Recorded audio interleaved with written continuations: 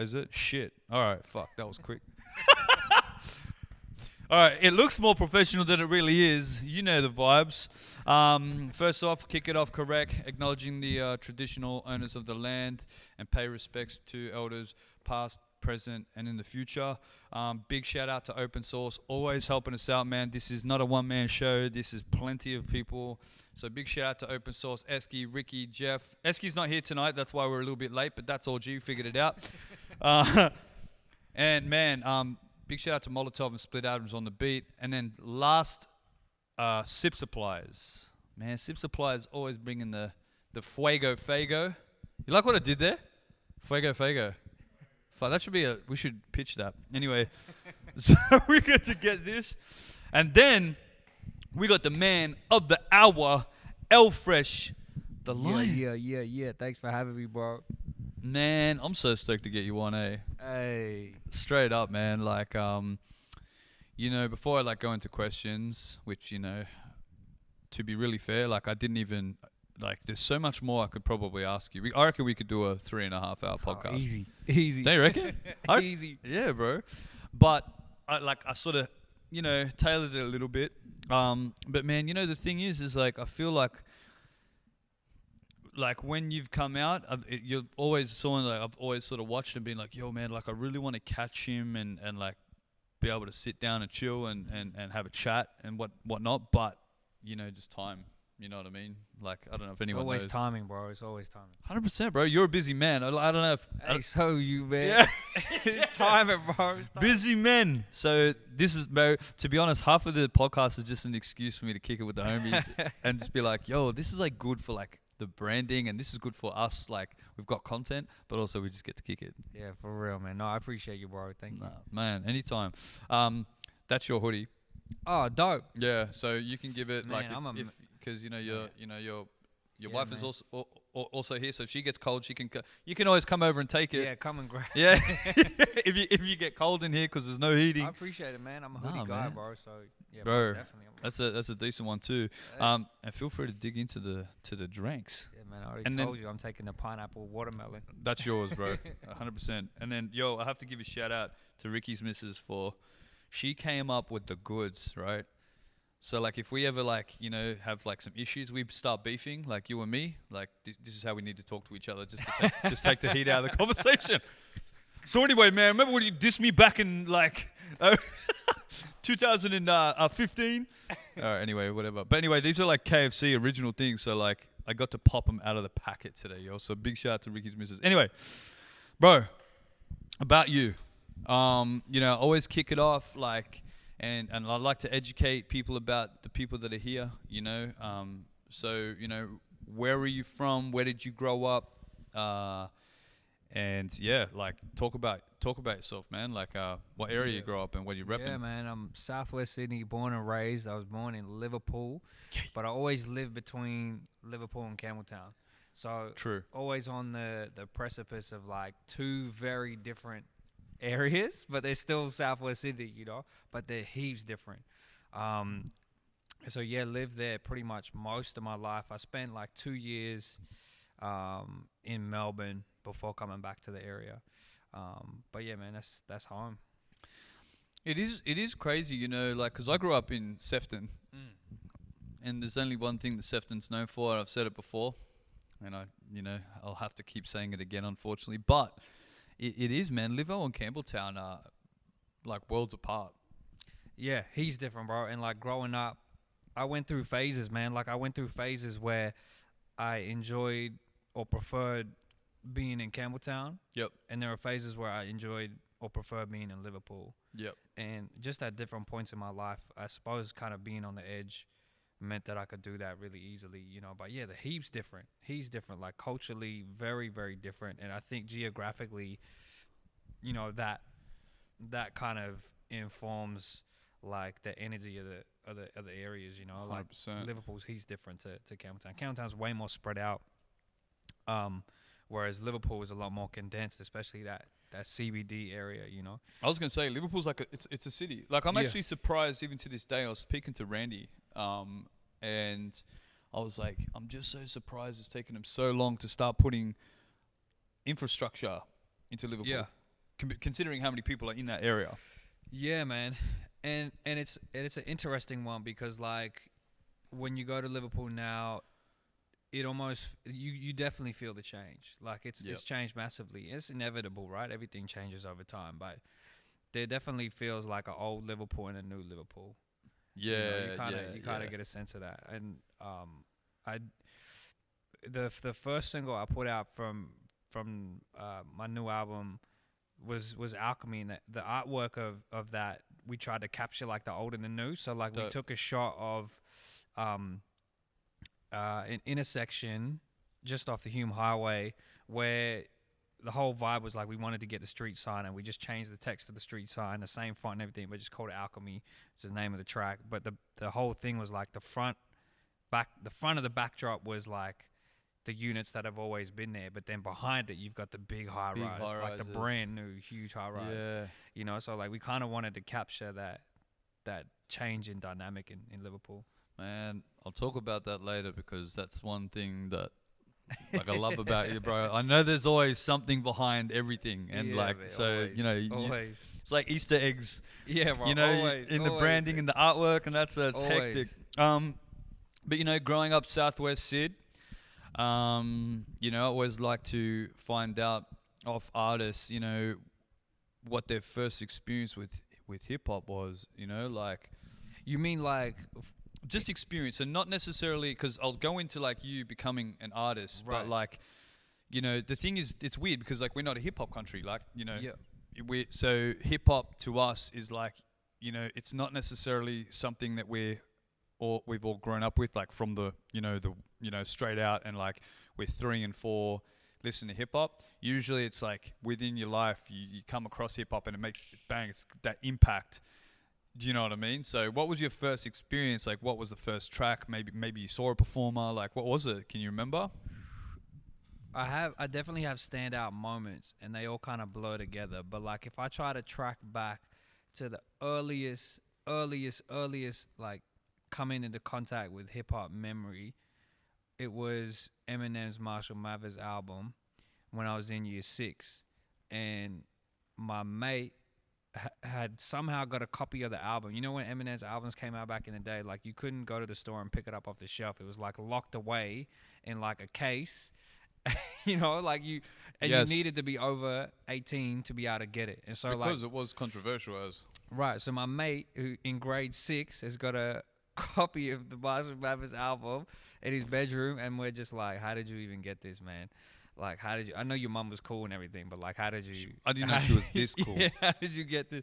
So yeah, man, like that was, you know, he burnt me a copy, and that was my first like album or listening to an album by a hip hop artist, and you know that kind of just had me dive into it. And obviously, you know, there's so many standouts off that album, and there's a connection to that album on my new album as well, which is crazy. Maybe we could dive into that later. Yeah. But that then like I just spiraled after that. Like I just went into the you know the archives of hip hop and just was everything, man. Like I was listening to everything, everyone, like a bit of everything and everyone until I found Tupac, and then I just dived in, and it was like I didn't want to really listen to anyone else. Straight up obsessed. I've noticed it, like, because you know, like for this I do a bit of research, and I try, you know, I like to read some of the press stuff, because it's interesting for me, you know what I mean. And I noticed Tupac came up, but it's funny how, like, you know, your gateway to someone as iconic as Tupac was actually, funnily enough, through him. Yeah. Did you find that is that what really nabbed you? As once you know saw the broader culture and you saw, you know, what it stood for, I guess, you know, artistically, but also sort of politically, did you find that was like almost like, yo, this is actually more hectic than I first thought? Yeah, most definitely. I mean, Tupac really captivated me. I mean, he doesn't sound like anybody. No one sounds like Tupac, you know. And no, man. Nobody can rhyme Hennessy and Enemies so many times and still come off sounding dope. Like, yeah.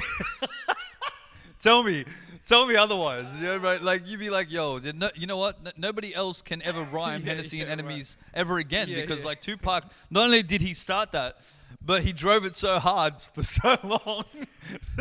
You should have trademarked it. Everybody else You would just should've come off sounding trademarked like, that oh, shit. bro, you're just so trying to sound like Oh Tupac. man, that's hilarious. Yeah, no, I was obsessed, and definitely like his personality was larger than life, and he was a gateway for me to learn about the civil rights movements, because of his mom being a Black Panther. So Black Panther, yeah. I remember in high school like doing I don't even, bro, it wasn't even like a history class or anything. I somehow like when I don't know about you, bro, like when I was in school, like if I got projects and assignments and I could find a way, like even if it was the most far out way to like do something I wanted to do, I would do it. So like it was like I don't even think it was like I think it was like English or something. I did a whole presentation about Afeni Shakur and the Black Panthers. I think it was like some random. I just found a way that I loophole. could do it. Yeah. And it just meant that I could listen to Tupac's music while I was researching this project and like put this thing together, and like it was like the best project I ever did. 100%, Like hands bro. down, the best project I ever did. But his clever, music was definitely a gateway for me to learn about civil rights, to learn about the context of, the environment that hip hop came from. Yep. And that that definitely spoke to me. It let me know that hip hop was more than just music.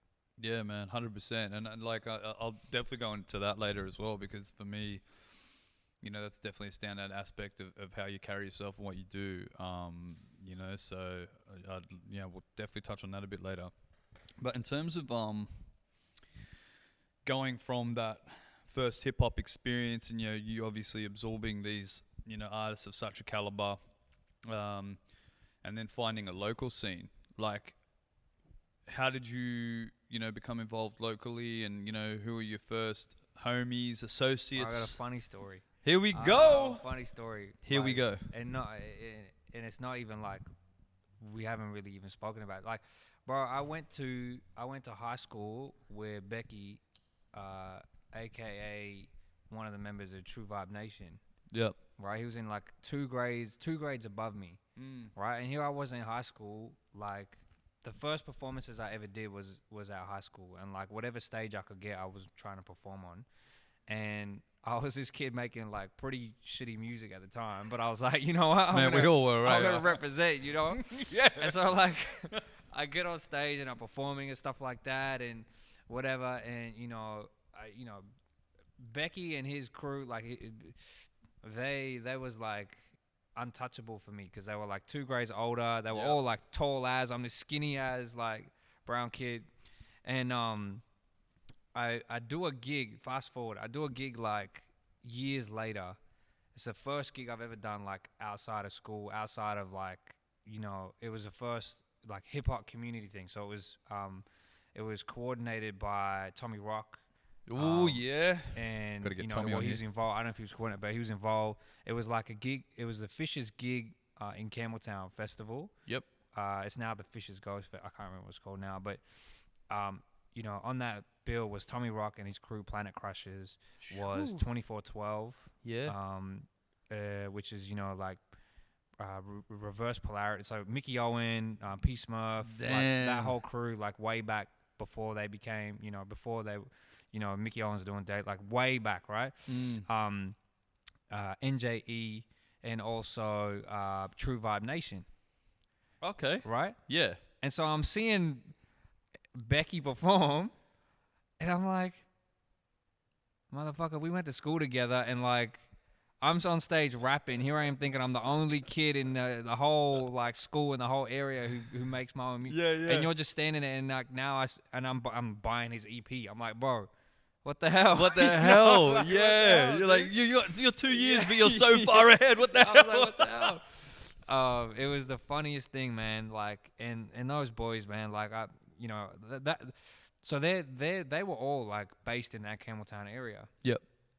And I think about that, I'm just like, man, that's to me is like my foundation of coming out of the Southwest Sydney scene is those guys. Yeah. And that was the first time I ever saw dudes freestyle. Like, MC Mute? MC Mute, he was in 2412, Reverse Polarities. He was the first dude I ever saw freestyle, man. Like, he was just, like, on stage, people were performing, whatnot, and then, like, separate to the stage, he's kicking off a cypher, and I'm, like, standing there, like, mind blown, like, what's happening right now?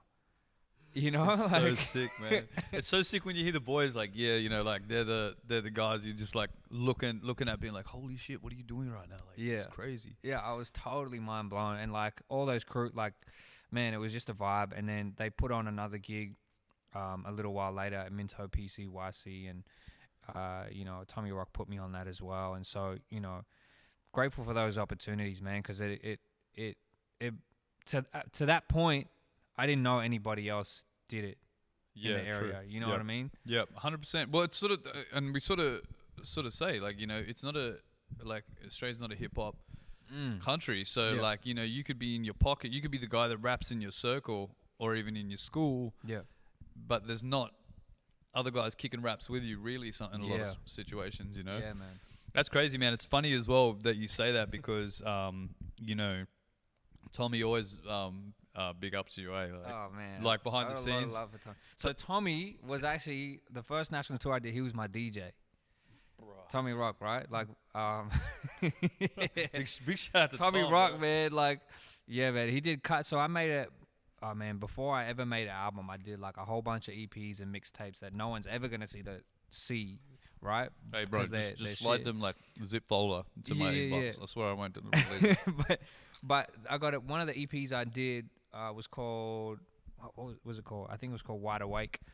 And the first track on that was called Tick Tick Boom, and Tommy did the cuts on that as well. So yeah, me and Tommy go way back.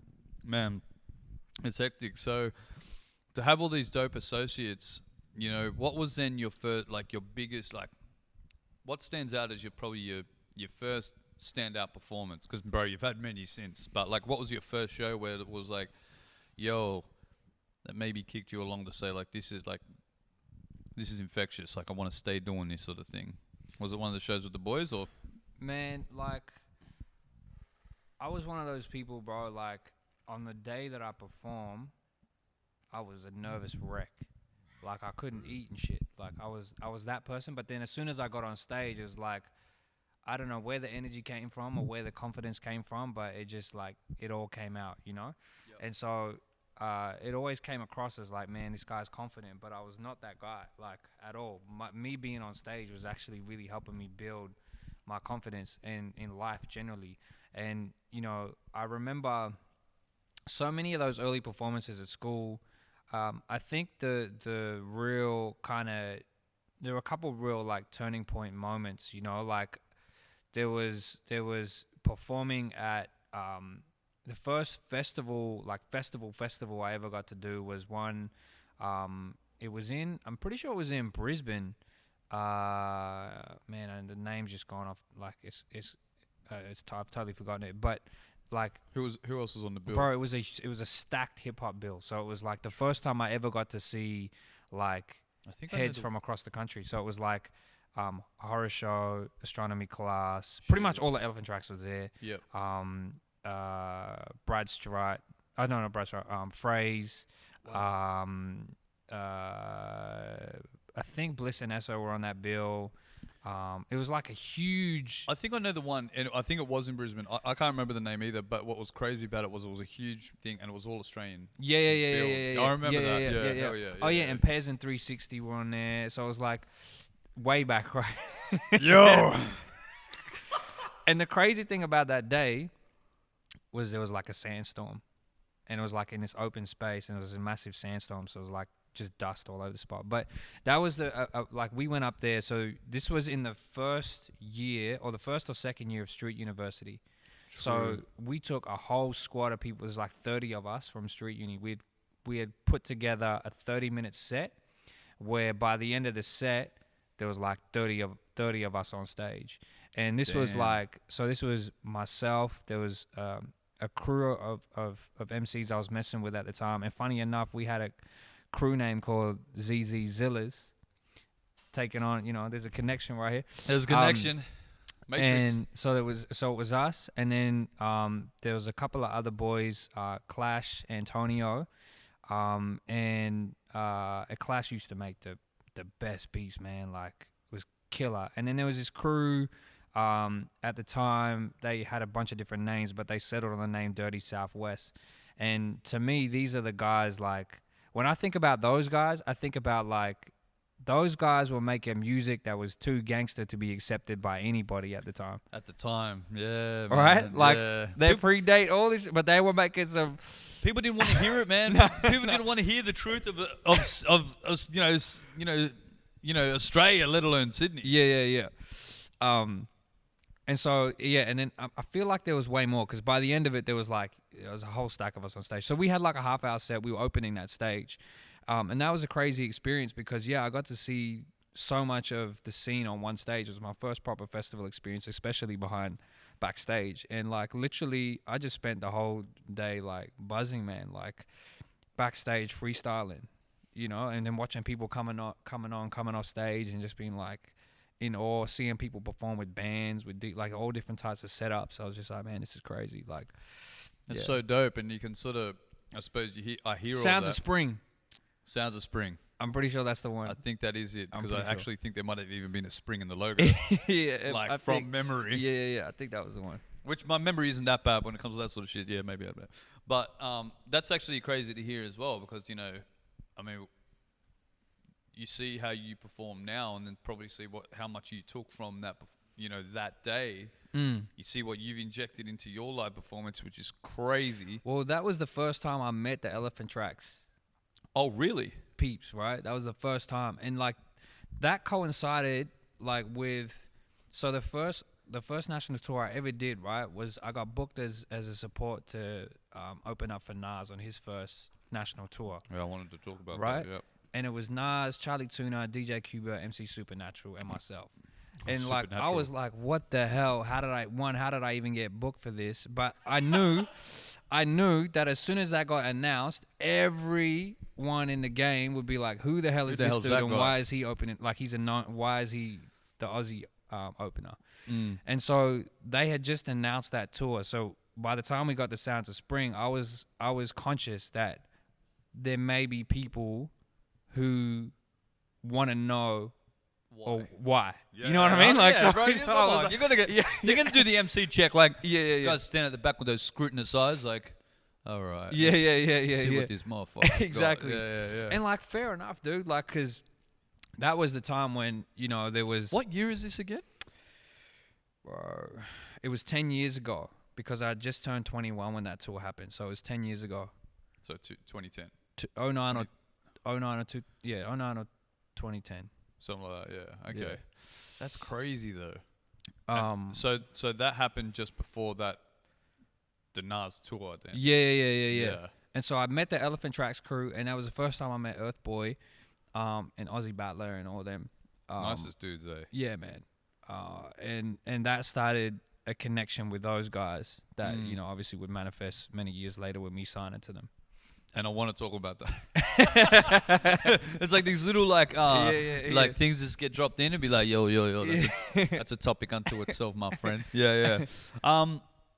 We'll speak about, I suppose, this was a little bit of a later question, but it's sort of probably a better place now. Like, so, speak about a Nas tour, bro. Like, I mean, for me, Charlie Tuna and Supernatural, like these guys are like, like as far as like MCs are concerned, we look at those guys and go like hectic. So Nas is like hectic, storyteller, like one of the goats. Then you go like Charlie Tuna, like one of the most like unique, standout like flows and like and cadences in the game. Then you got Supernatural, one of the wildest freestylers off the cuff, like whatever. So as that MC who is sort of just cutting his teeth, blown away as to how he's even on that. Yeah. How was that being, fuck man, like in the building with those MCs and like, bro, what did you take from that tour? Man, I took so much from that. I mean, like, I learned a lot, and I was like, again, at that point, I was so new. Like the fact that this was my first national tour, like I had never played a show outside of Sydney at that point. True. And like, so you hear stories, bro. So like I'm getting G'd up by Tommy Rock, bro. Tommy Rock was like, bro, let me tell you, Tommy Rock was like, Tommy Rock was like, be prepared to be name dropped. He was like, he goes, man, Melbourne, we have to bring our A game. Like when we perform in Melbourne, we can't have any mistakes. because like that's the crowd. If they don't dig your shit, they will throw bottles on stage. Like that was the reputation that I was hearing from veterans like Tommy Rock, right? And he wasn't the only one just saying it. But he was in my circle. He was my DJ, so he was in. He was educating me. He's seen Yeah, it. yeah. He's And been there firsthand. He was educating me, so I was learning from people like him. I was learning from people like Cy One, who was around at that time as well, and so we like rehearsed the shit out of that show. Like we rehearsed it like crazy, man. Because my whole thing was like, okay, I got picked to be on this tour. I need to like not just bring my A game. Like I need to like smash it out the park. Like if people don't know me and they're mad that they don't know me and I'm on this, by the end of it they need to be like, oh yeah, nah, he deserved it. Nah, true you know, that. so yeah, like give that man a VB. yeah. Give that man a new. So like, we rehearsed like crazy, man, and just being there, bro. Like Nas was like, after Tupac, it was Nas, like, and Nas was like his music. It was 2 a.m. watching Rage and seeing the Nas's Light music video that just like, again, blew my mind. Straight and I was obsessed with that song. So to be on like tour with him, every single time we were on the road, like every show, I was like, man, I can't wait till he performs that song, bro. Like I can't wait. And then he'll play I Can before, and they got a similar drum break, and I'm getting hyped. I'm like, oh no, it's not the song. Like, it's still cool, but it's Don't try, but not much. Yeah, but it was mind blowing, man. And one thing I learned, I learned a lot, but one thing I saw was just a lot, like the mutual respect that they all have for each other. So when it didn't matter where, like, it's like they know each other. They know the grind. And all that. So Q-Bert would open up, and when he was spinning, Super Nat and Charlie Tuna were side of stage just in awe, right? Then Super Nat would come on, and Q-Bert be DJing for him. Charlie Tuna's standing there, and I'm standing next to him. Charlie Tuna's just like, he just stands next to like. Yeah. Pretty much. Yeah. And Charlie just be like, the minute ball of the rap game. Yeah. Charlie just be like, whoa, mind blown. Then Charlie would get up, and same thing. Q and Super Nat would just be like, this guy, man, like this guy. And then when Nas got on, all three of them are just like, yeah, that's why he's the godson. Like just the mutual respect was a beautiful thing to see. And then it was being the new guy on the road. Like every city we went to, I didn't get any, not even special treatment. I didn't get any treatment. So like sound check was, if we were lucky to get one. Yep. There was no space for us backstage. It was, and we got all our bags and stuff. Like we come from the airport, we got our bag, go sound check. It's like, do your sound check if we got one, or it's like, nah, you're not doing a sound check. Okay, so you stand there with your bag, wait for you to perform. All right, get all your bags and head out into the crowd. Like there was no love, bro, no love. And then like we had a situation in Melbourne where I feel like the sound guy at that show like must have had like an extra like thing of like, who are these guys? Like I never heard of you kind of thing, because he mentioned that when we came in. And then he mentioned that. Yeah. He was like, I don't know you guys. What's some of these, bro? Like, mad love to the sound guys. We love you so much. Like we want you to please be bro, kind. This is like the nightmare sound guy. So like he tried to get us kicked off the tour, bro. What? Like he was fabricating stuff. Like, man, they're asking for like special privileges. They're asking for like, riders. They're like trashing backstage. Like, and I'm just like, bro, I'm in the audience, bro. And then, bro, I'm not even allowed backstage. You won't let me. So like that was pretty that crazy. That would have been a crazy experience as well. Yeah, and then but the Sydney show, by then it was like, okay, this guy's earned his stripes a bit. So the M Mall was big enough for us to have space backstage, so we were able to kick it backstage.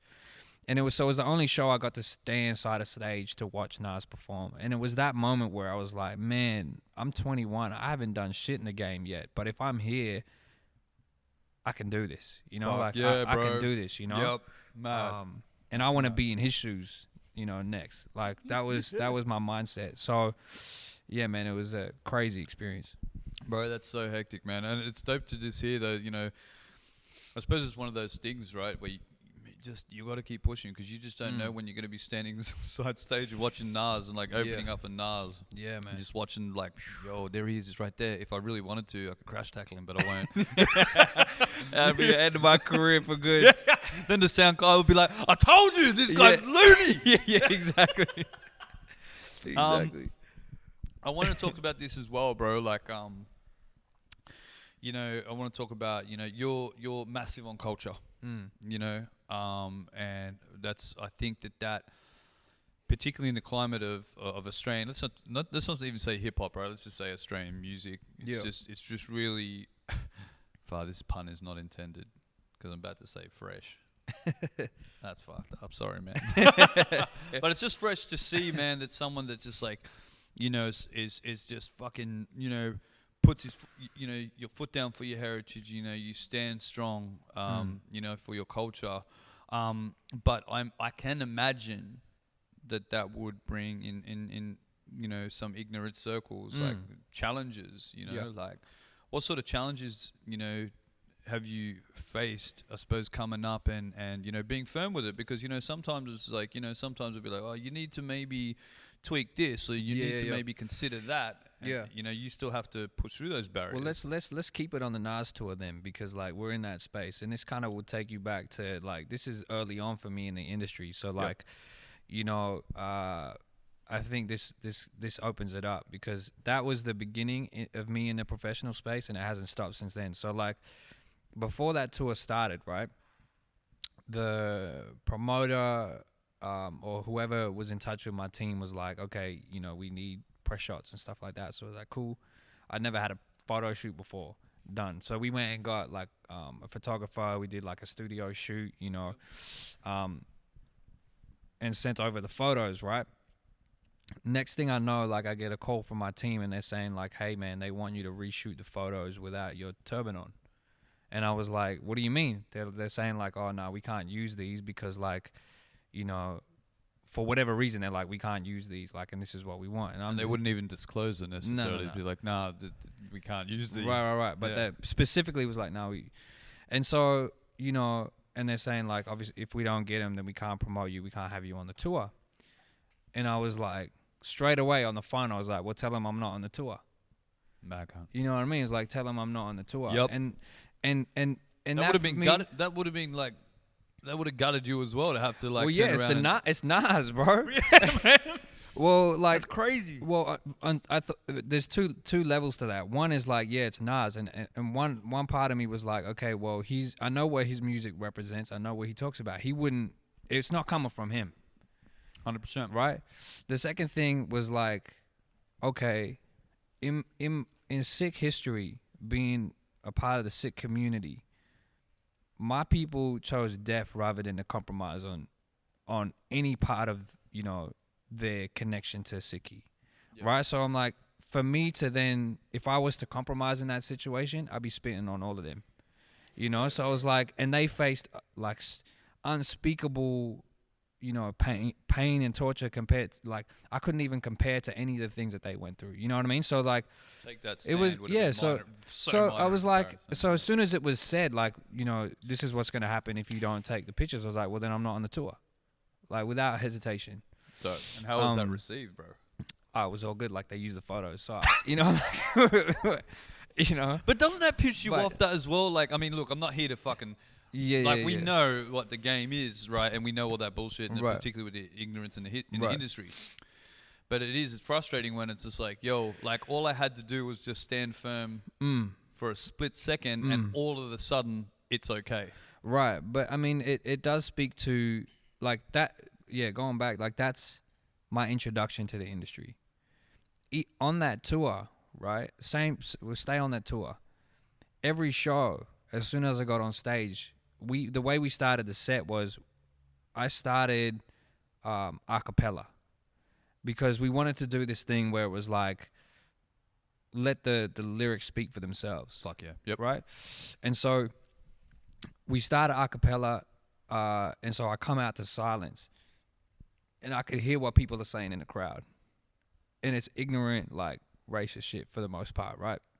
But by the end of that verse, the person who was the most racist dude in the back is coming to the front by the end of that verse and is like rocking with me the rest of the set, you know, like Fuck, how changing minds empowering, like bro. that.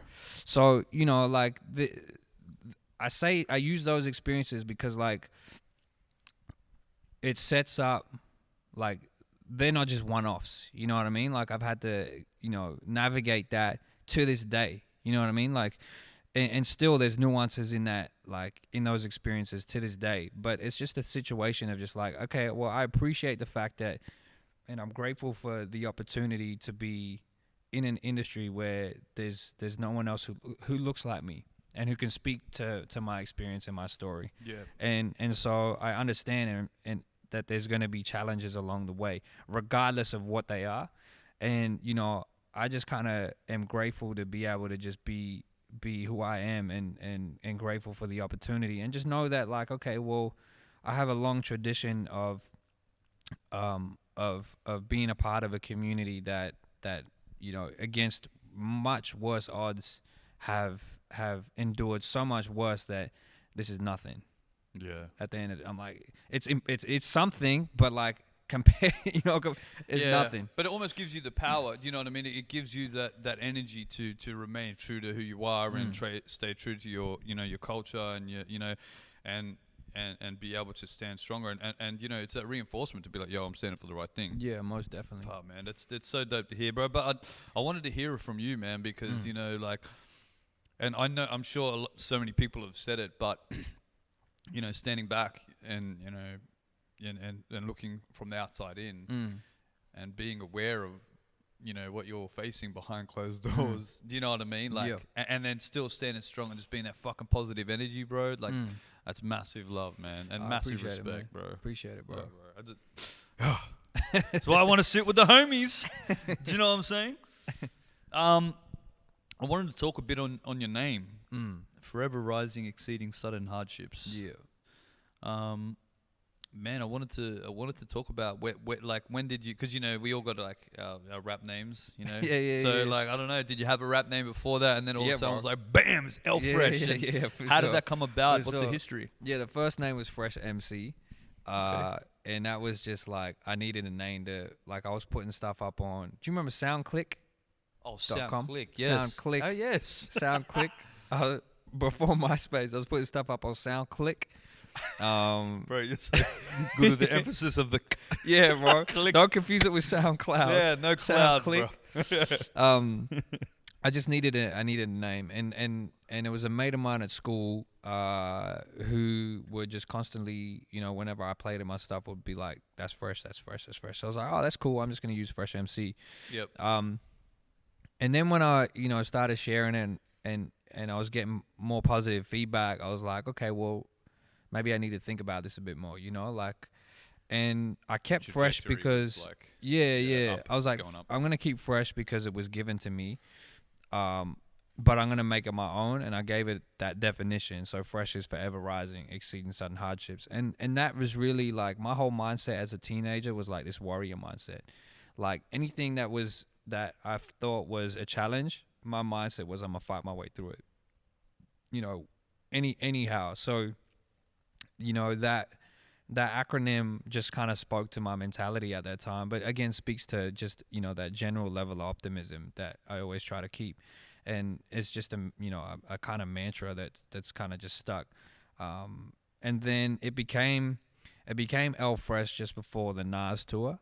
Oh, no, a bit before that, like probably the start of that year. Would it be, because you said the other Spring Fest or whatever Sounds it was. of Spring, yeah. Sounds of Spring. That came up before it? Were you L Fresh then? Yeah, I was.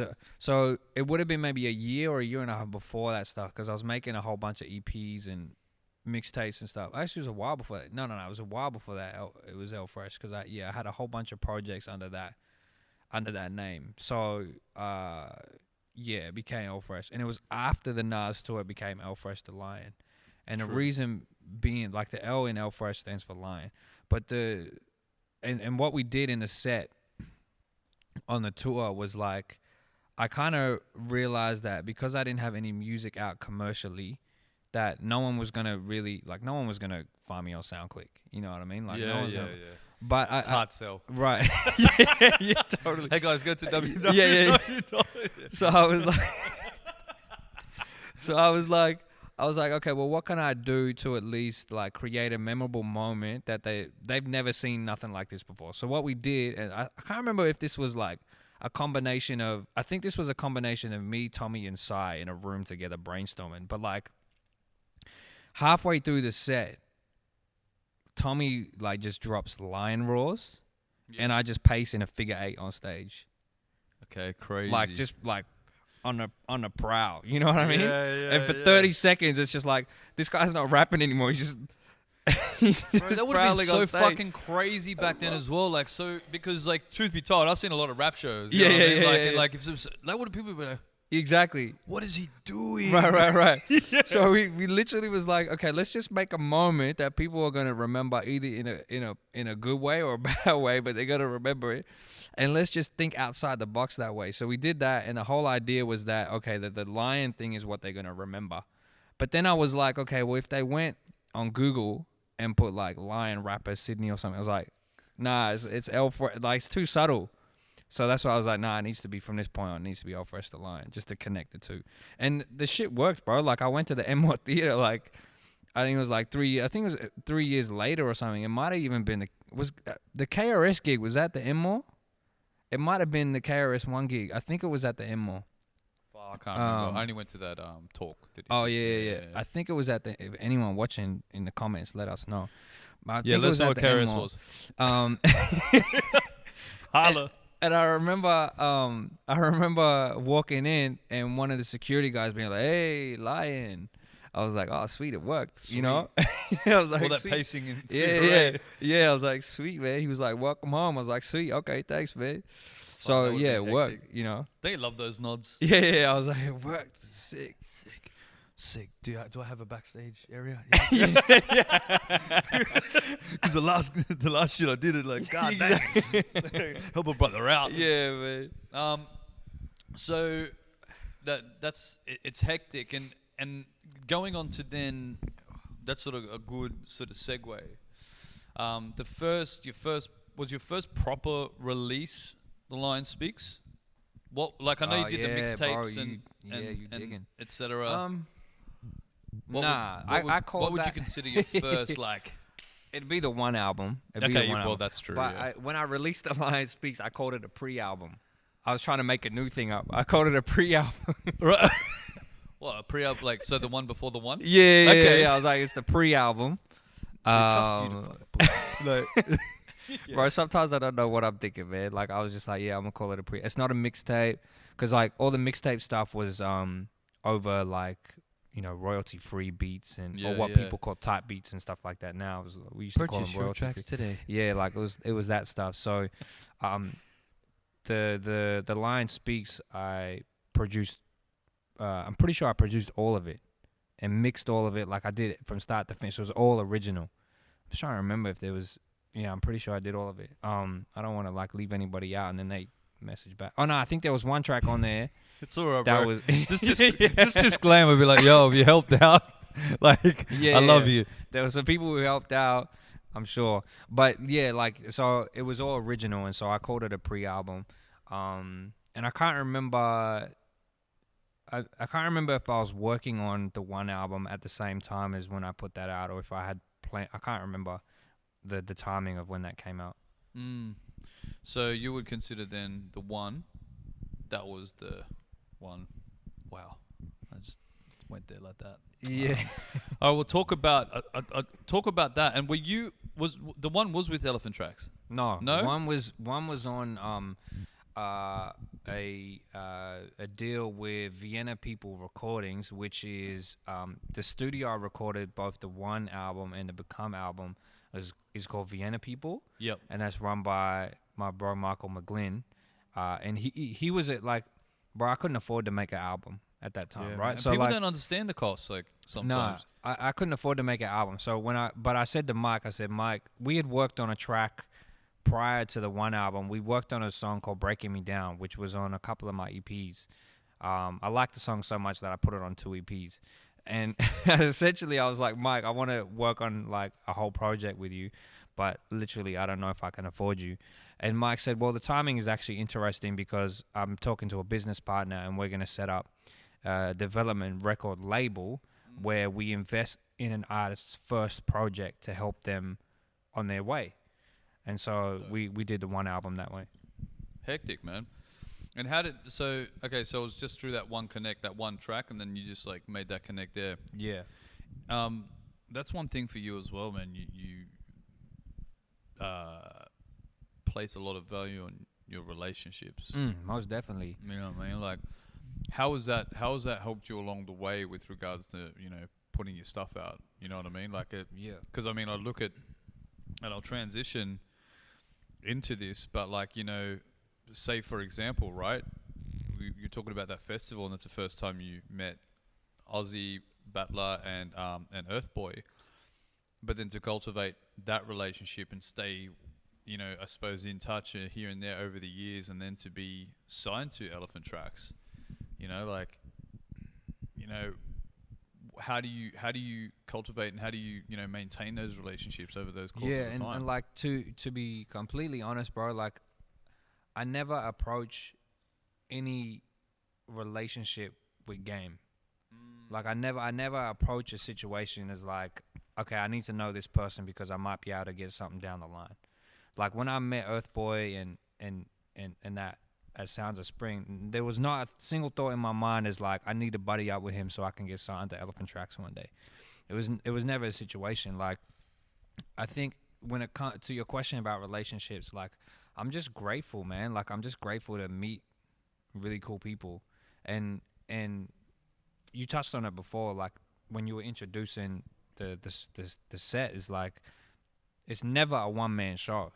Never. I don't care who it is. It's never a one man show. Like it's always people around you who are helping, you know, to contribute. You don't shine because like you're able to do all this stuff from top to bottom. No, it's not even like that. You might be the sole driver. You might like be the person who has the vision and all that sort of stuff. But there's people around you who believe in that and who support you in that and who also make sacrifices for you to be able to be where you are.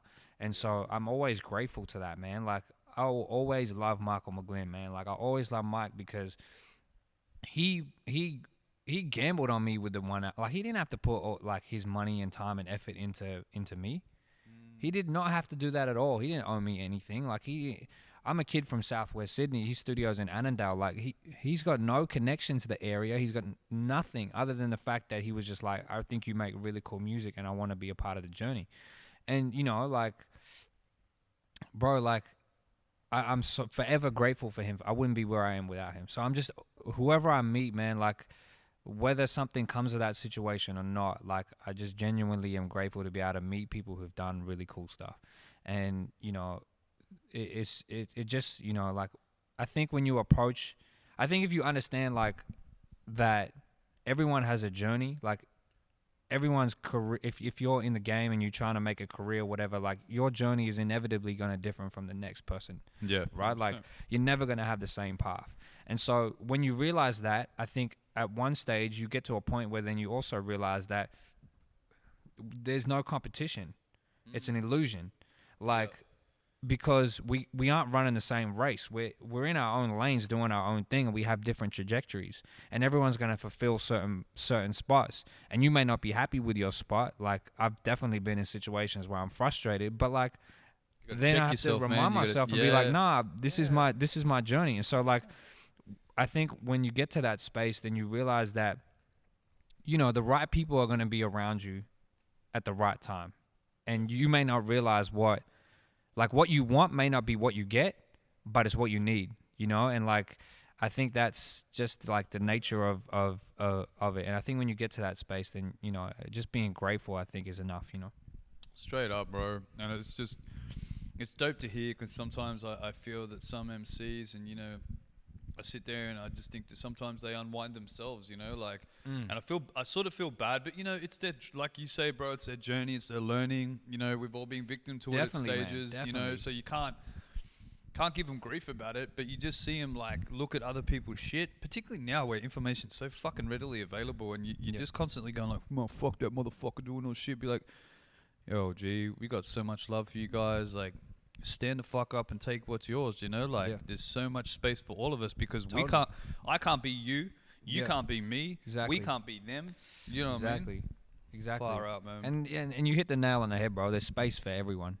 Straight Like up. that's the thing we don't There's realize. so many people. There's too many people in the world. Yeah, exactly. There's space Like for everyone. literally. Yeah, there's space for everyone.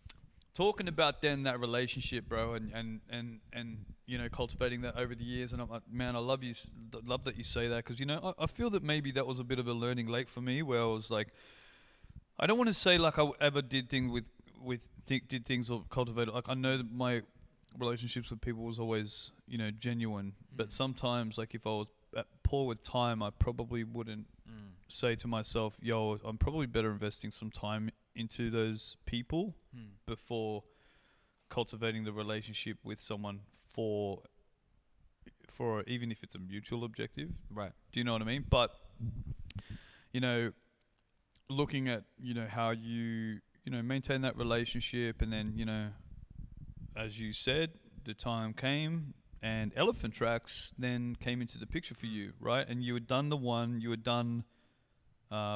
did you say, Become? Become was the album I did on Elephant Track. The first album I did on Elephant Tracks. Hectic. Yeah. So what, you know, drew you to Elephant Tracks? Yeah. So like that first time having met Earthboy and the squad at Sounds of Spring was a moment, and then I didn't hear from them until like years later, bro. Like years and years later, and it only came about from like hustle. To be honest, like I was hungry to get gigs, so I was doing the. If I saw you were touring or you were active, you probably got an email from me at some point, like saying, "Hey man, this is who I am. I really dig your guys' stuff. If you got a show coming up and you need an opener, like I'll play for free. Like put me on, you know." Yeah, you just want to be on the stage. And if not, all good. Like I'm still like still respect, you know. Yep. And the only one to hit me back was Earthboy. True. And Earthboy hit me back, not straight away either. Like I think he hit me back saying, "Hey man, we don't have anything on at the moment, and you know, but we'll keep you in mind." And then later on, I can't remember the timing here, but they had a Herd anniversary gig, and he put me on, and that was at the Factory. That. Yeah, I think I So remember that. I think it was for the Future Shade record. I think Yes, I think so, yeah. It might not have been. It might have been just for celebrating. I can't remember exactly. I got the poster somewhere on a hard drive. And yeah, he got me to open up for them. And Joel Listic was playing as well. And so that was the first time I met Joel. And yeah, I just performed as best as I could. At that point, I'd put in a bit more work and tried to work on my skill and my performance and stuff. So I felt like I was in a much better space than I was when I was at Sounds of Spring. Yep. So, you know, I was sure that if I executed, that would show. And it was cool. By that point, I'd put out an EP. So, you know, I'm pretty sure from memory, my boy Omar Musa was at the gig. And, you know, he was you know, some people were familiar with some of the songs. So I'd started to make, I wouldn't say a buzz at that point, but I'd started to put stuff out that people could access, you know? Yep. Not SoundClick. Yeah. It wasn't on SoundClick. Non-SoundClick releases. Yeah. I think I might have graduated to MySpace by then. So download your MP3s here. Yeah. So after that gig, I think I did. I think I played a horror show gig, 1 or 2 horror show gigs. I would have opened up for. I think I also opened up for Earthboy at another stage. And, you know, like, so by then, you know, I'd met enough of the squad and, you know, connected with, I wouldn't say I knew them, but like we were at least on speaking terms, you know? And at some point, I think this was, I can't remember if this was, this would have been before the One album, or during the creation of it. I reached out to Earthboy and I was like, bro, long shot here, but I realized I got a lot to learn. Yep. Can you teach me? Like, can you just teach me about how the industry works? Like, I feel like by that point I was doing all my press releases, doing all my like PR, doing everything from top to bottom, managing my own shows, budgets, all that sort of stuff. So I was like, I feel like I've reached a plateau and I needed some guidance to figure out what was next. And I think I had a booking agent at that point as well. I can't remember. Timing, bro. Mm. But yeah, essentially I was like, can I learn from you? And he hit me back and he was like, hey man, like for sure, but you've also got to then come back and give back to the label as well. So you got to like, essentially I became an intern, right? So like I would sit down with Earth Boy, we'd chop it up for like an hour, and then, you know, I'd also then be helping out at ET, like packing merch and hanging out with Dale, hanging out with Owen, learning about like Shout how out to Dale, man. stuff's working, like Yep. just learn like what was happening, like how a label would function essentially. True. And I did that for a little while, and then I moved to Melbourne for a couple of years. One album came out. I was working on the Become. Oh yeah, one album came out, and then I played at Big Sound, which is like a music conference, right? I played at Big Sound, and and off the back of that, you know, was having conversations with Elephant Tracks again, and essentially that was at that point that one album had been out. I'd made enough of a buzz. I'd toured my own tours and stuff like that, and you know, the thing that always speaks is consistency, right? So like True. I think by that point, you know, it was clear that I wasn't going anywhere. And Earth Boy, Earth Boy was essentially like, starting yeah, to become man. part of the furniture. Yeah. Earth Boy was essentially like, yeah, man, let's go. Like if you're keen, let's talk about signing you on to ET. So, yeah, that's how that played out. And how would, like, I mean, man, to have such respected guys in the game sort of give you that, you know, I don't want to say, I suppose there's a bit of validation in it. You know what I mean? Like, just to have them be like, yo, man, like, fuck, you're doing it yourself. We may as well, you know, be involved. You're part of the fam now. How did that feel, man? How did that, like, make you feel as an MC? Like, did you feel you stepped up a bit? Yeah, man. Like, it definitely felt like an elevation. It felt like, you know, things were moving. You know, it just felt like things were happening. And, you know, that's always a good feeling, you know.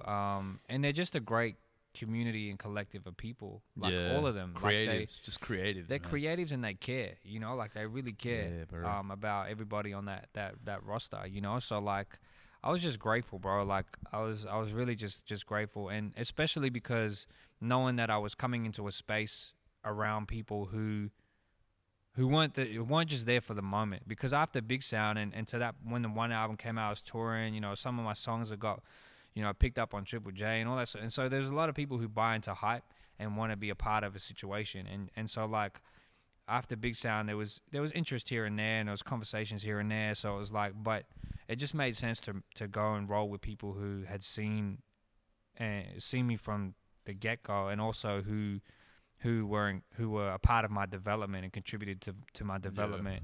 Yep. I was gonna say, like, engaged in your growth. Yeah. That's hectic, man.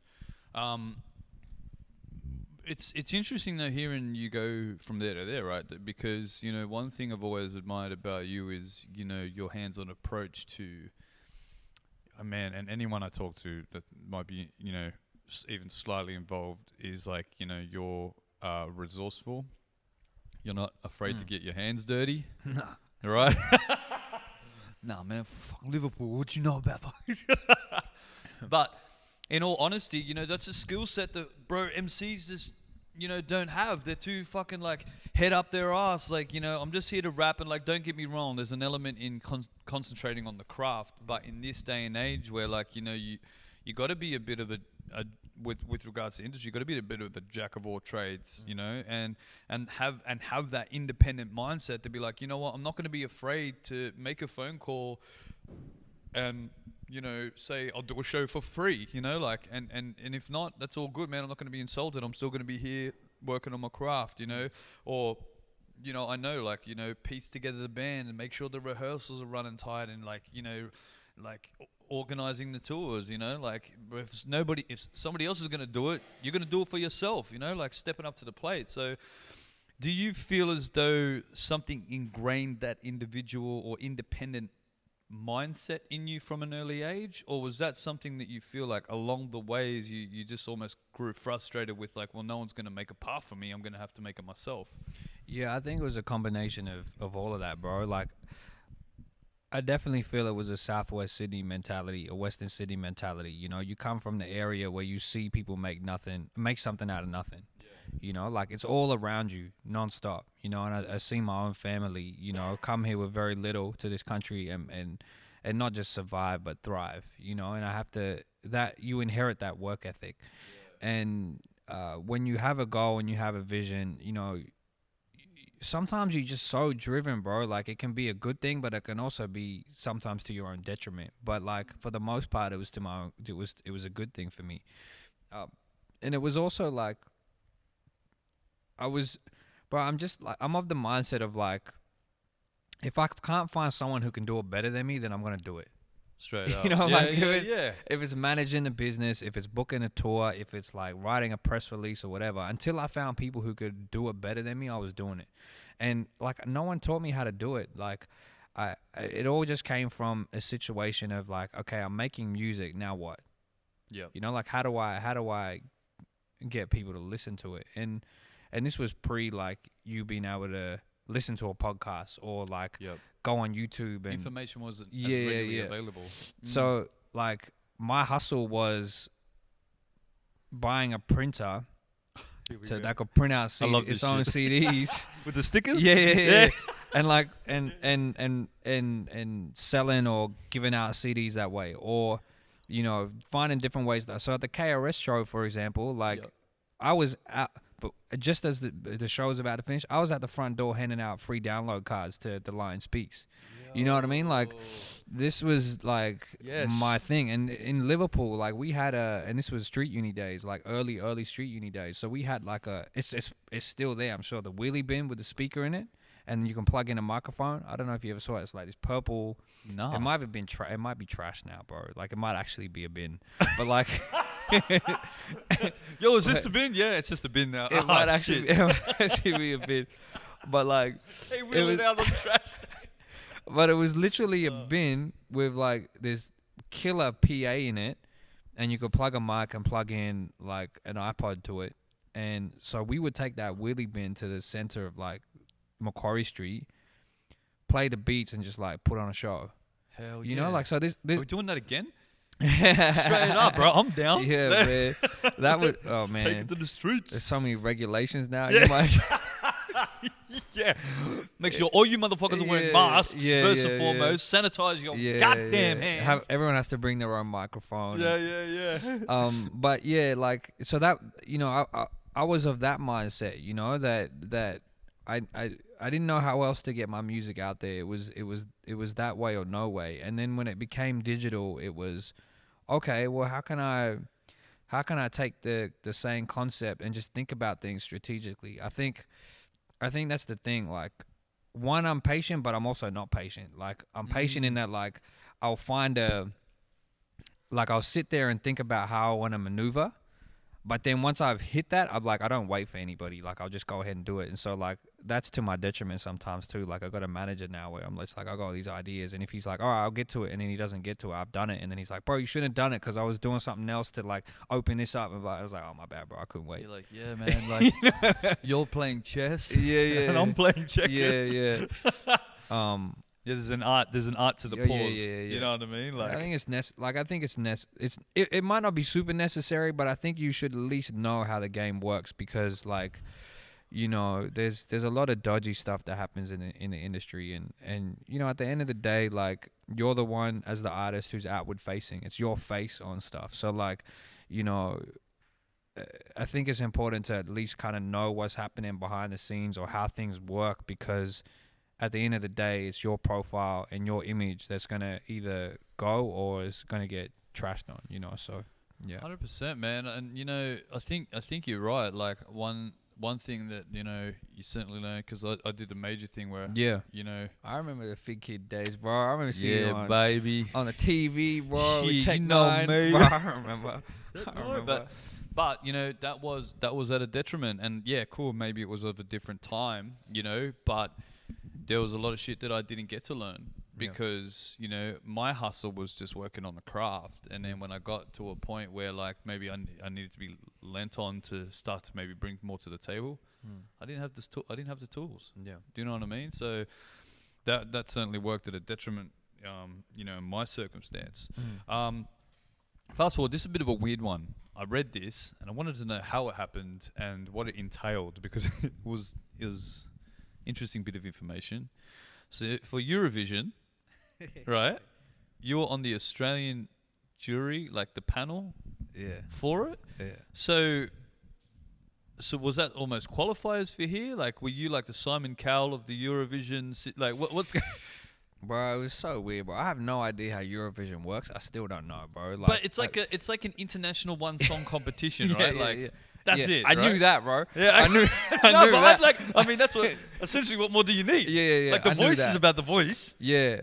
No, like essentially I was on the judging panel that and bro, like I gotta be so like brutally honest here, because like in the process of like Eurovision rolling out, like I had to do interviews and stuff like that, and they were like, "What's your Eurovision memory?" and blah blah blah. And I was like, "Bro, I just don't have any." But like, Oh, it was that time the guy won it, and everyone was like, "Shit." But like I tried to learn a bit, and because I had to know what I was getting into. But like going into it, I essentially how it works is like every country votes on each performance of other countries except for their own. They're not allowed to vote for their own, right? So like you have to give a score based on the performance, based on different categories and stuff like that, and then they aggregate your entire country's score. And so like when the performance happens, you see the scores pop up on the screen. I was a part of the Australian panel whose score was like averaged and put up. Right. True. So you never saw me. I was never like a public face. It was never like public. But it was what's his name? Richard Wilkins. He was like the public face of the panel. The guy who does like entertainment on channel. I think it was Channel 9 in the morning. Yeah. Yeah. So like I'm on a panel with him and Zan Rowe and Millie from Sounds Australia and myself, and it was a really cool experience, man. Like, but we were up at like 3 a.m. at SBS watching this stuff in their theater because that's the time difference, right? Yes. And just drinking tea and coffee and eating cakes and scoring, like these performances pretty much. But bro, like the one thing that was crazy was like, okay, I was not a public. This tells you how passionate people are about Eurovision, right? Like, I'm not like there was no like it was announced in Australia who was on the Australian panel, right? Yeah. But I'm getting DMs from people in Spain who are like DMing me on Instagram like, who the F do you think you are? Like giving Spain's that lowest score, blah, blah, blah, blah, blah. Like, blah, blah, blah. And I'm just like, how did you even find me, bro? Like, who the fuck are you? How did you even find me? Like you had to like dig to find out. You have to dig to find that if you're in another country. So I was like, man, this is crazy. It just shows you how passionate some of these people are. And how did that link? Like, I mean, was that just like someone just hit up your management or hit you up direct and be like, yo, man, we dig your shit. We think what you do is quality. We'd like to be you involved. Well, I think to that point, man, like I and we touched on it a little bit before, like, as much as I'm an artist and musician, like there's so much more to what I do than just write songs and make music, in terms of from an industry standpoint. So like, I think it was just at that point they felt I was a good candidate to be, representing on that panel to add a different perspective in terms of from a judging criteria. And it was a great experience, man. Like I learned a lot from it, just in terms of just like seeing the productions and how they, how they all came together and seeing people from different countries and how they approach performance. Like it was really interesting just to be able to just watch that, and then to see how people would react to it. It was a real interesting experience. Yeah, man, 100%. Speaking on that, I suppose a little bit as well. I think you sort of answered a bit earlier, but one thing I notice about you really, and I talked about this to P. Smith, because there's similarities that I find between you two with regards to you being activists for human rights, cultural rights, just things like that, and it's a big part of how you exude your energy and you use your platform these real positive ways. What I suppose helps maintain the motivation for that? Was it the early experiences with the Tupac influence and helping that empower you, or is it just through your personal experience you wouldn't want other people to feel disempowered as well? What drives that motivation? Nah, And shout out to P Smurf, man. Like Larry's the man, bro. Like I got so much love for Larry, man. And you know how much work he puts into the scene and supports everybody. And not only that, he's just a crazy MC. You know, like he's so dope, eh? Every now and then I'll just be like, I wonder what P Smurf's doing. I'll listen to it. I'll be like, God damn, yeah, like, bro. He's crazy. He's so damn good, man. I don't know how his voice is holding up, but you know, every single time I see him, be like, "Yo, you've had the same roughness of voice. Like, did you come out of the womb and be like, Mama needs some milk?" Like, it was crazy. It's such a dope tone to his voice. Yeah, bro. man, like, it's hectic. Yeah, no, like for me, it's actually, you know, being of the Sikh community and knowing my people's history. You know, like that grounds me, and I don't know a lot, bro. Like I know very little to, you know, in terms of like even understanding my own people's journeys and histories and stuff like that. But from what my dad and my mom instilled in me by passing on stories and stuff like that, and just the energy around that legacy instilled within me the and has instilled within me the drive to recognize that, you know, it's all, you know, I'm a small piece in a very, you know, big, you know, world kind of thing. And that, you know, like if I'm going to do something, it has to be purposeful. Otherwise there's no point in doing it. And that's really important to me. And if I wasn't doing music, I think I would still be finding ways in my life to move in similar kind of ways with regards to, like, you know, the human rights, social justice kind of stuff, you know, like yeah, bro, like I have to say, and sorry to interject, but like it's just not a fucking gimmick for you, bro. Like I know that it's not for you, but I'm just saying, like you looking in, like that's the best part about it, is just like it's genuine, it's real, it's fucking, you know, it's not just be like, oh, this is, you know, what I'm doing to boost it up. It's like, nah, it's like it's the foundation of it. And I say this to, like, you know, there's no point to my platform if it can't be utilized for something good. Yeah. You know, like, and it's definitely not like, it's something I believe in like through and through. And, you know, like, it's not something that I think necessarily always needs to be spoken about. It's just one of those things where it's just like, we're at a point, and I think we're at a point now in human history where the consensus is talk is cheap. Okay. You know, like around the world, when it comes to stuff happening with Black Lives Matter, whether it's in the States or whether it's here in Australia, people are over symbolic action. You know, they're over symbolic gestures. They're over, like, just the I'm there with you from those in power. Like they actually want change, or, you know, burn the shit to the ground, like it's one or the other. So, you know, I think we're at a time where, you know, where that's just a characteristic and of what is our reality and what is the need in all those spaces, you know. Yeah, man, straight up, bro. Big ups, man, and mad respect, because it's just, you know, it's really good to see, you know. And it's, again, bro, it's just empowering for people, you know, on the outside, you know, like, you know, you're helping other people feel empowered as well. And the reality is, bro, like, I don't do enough, you know what I mean? Like, the reality is I don't do enough. I know what you mean. And because, you know, shit still happens, you know, and so the daily journey is, okay, well, I realize that I am making mistakes. You know, I am not doing enough, and I need to be more accountable, more responsible, and just try my best to be getting better, you know. And I think that's just, I think that's important. Yeah, that's constant work, bro. It's constant journey. Diverging a little bit, you know, big ups, but what I noticed is, like, in your journey recently, I think it was the last release. What was the last release before Southwest? Become. So it was Become. You went to India? Yeah. Now, in that trip, like, you were killing it on, like, looked like, was it MTV over there? Yeah. Bro, how was that? Just to go back and be like, yo, I'm just going to get on some national TV shit. Well, this is the biggest trip, bro, because when I was a kid, in Southwest Sydney, getting into hip hop, like it was never even a thought that rapping in my own language could ever be cool.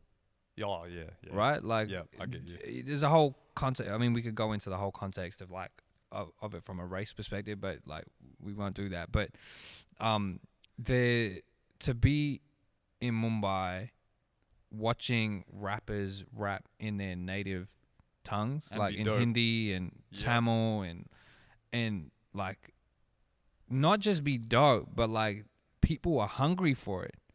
Like to the point where, you know, if and this is the reality, like when I performed there, you know, it was definitely like met with open arms and really appreciated and all that sort of stuff. But the feedback is, where's the songs in language? Like we don't want to hear the English stuff. Yeah. You know what I mean? That's Like wild. that's a huge trip. So like I did, like even when I, you know, as part of that, you know, like MTV India's had me do a couple of Instagram lives and Facebook lives and stuff like that. In the comments you'll see like rapping Hindi, rapping do something, like stop speaking English. And it's like here I was as a kid. You know, my first language was Punjabi. I lost it because I thought it wasn't cool, because you're made to feel like your language isn't cool. Yeah, of course. Yeah. And now I'm like, man, I wish I never lost it like that. You know what I mean? Like, and so not because it could get me somewhere, but because like it's valued. You know what I mean? It's important. Yeah. And there's people who are hungry to hear your story in your language. Yeah, Yeah. exactly So right. like it was a trip on that front, you know, like just to be able to see just how quickly hip hop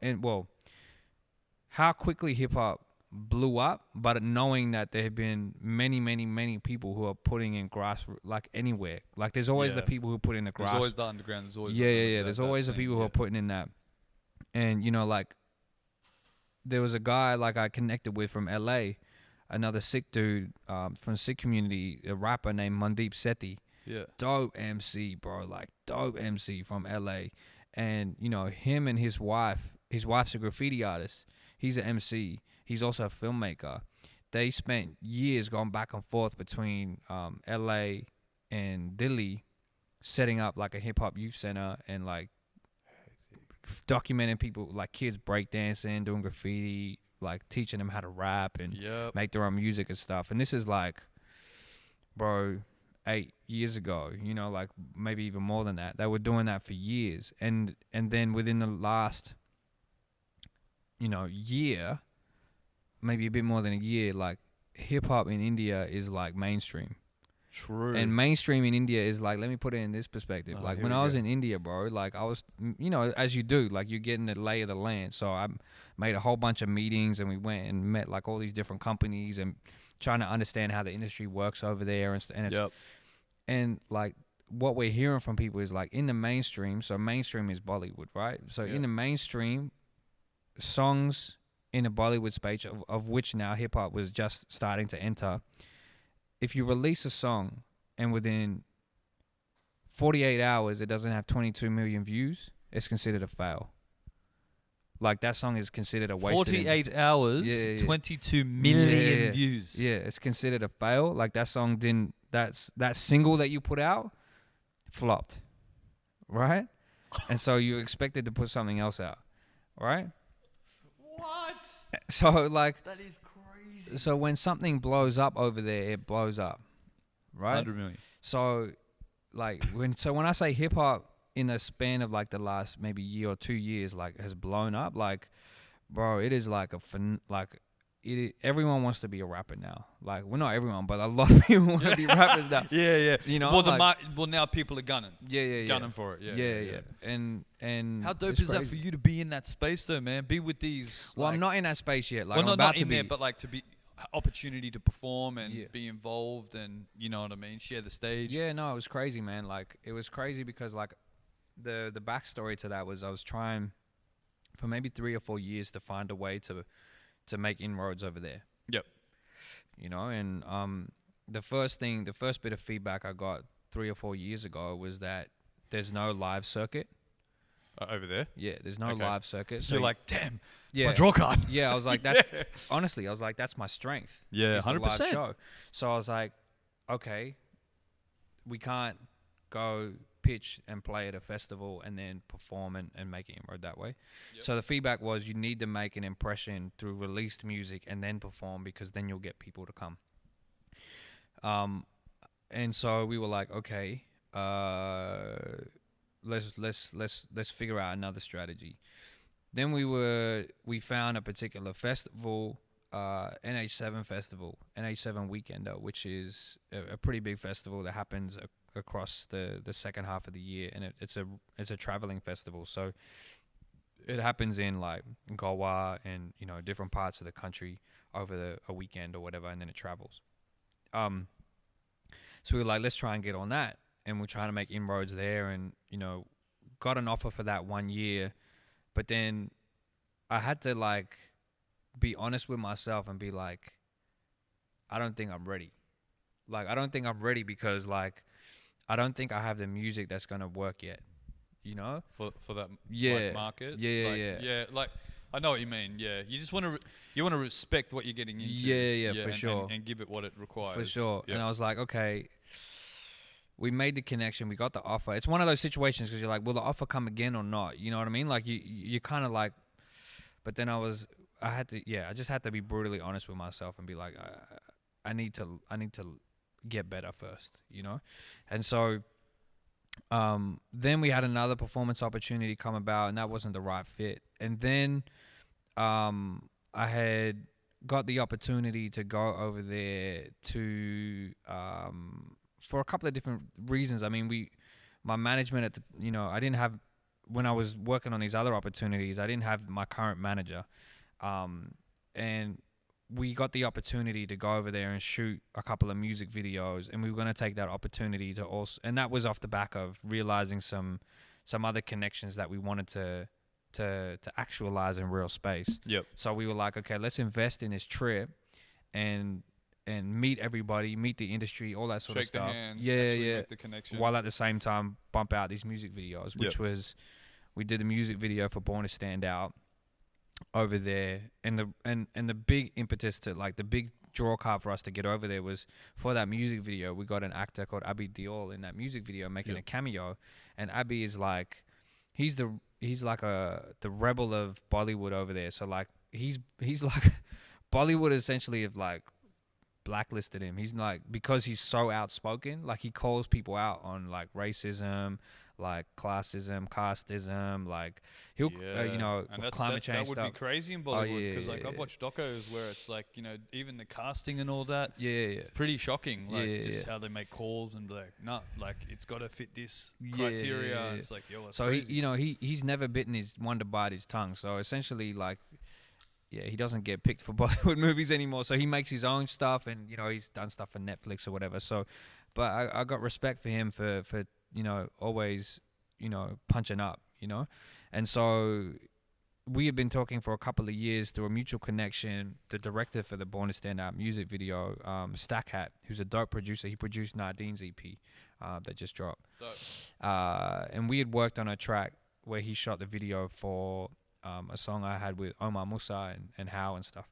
So he had introduced my music to Abe. Abe was like, man, I'm a fan. And for a couple of years, we were like talking about how do we all collaborate together. And then when the album, I was working on the album, I sent them a bunch of tracks, and they were like, we would love to do something to Born to Stand Out. And this was the window that we had to be able to do it. So we were like, let's get over there and then make a trip out of the rest of it, So we did that, shot the video, and then did all those meetings and stuff. And off the back of that trip, because we shot 2 music videos. We shot another music video for Village Boy, which we haven't released yet, which is on the new album. And we shot that video in like a village in Punjab called Bhagwanpur, and like nothing's ever been shot there before. So the fact that we were shooting something there was just like mind blowing. Like we went there, spent 2 days in this village. Everyone really welcomed us, was so supportive, and we shot this dope music video, bro.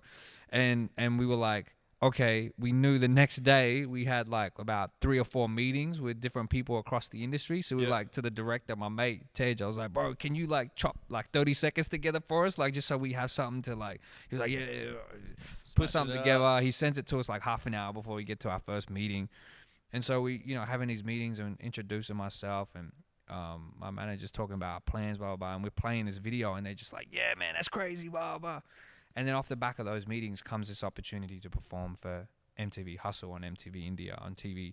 So it was like, okay, we got to fly back there in a couple months' time.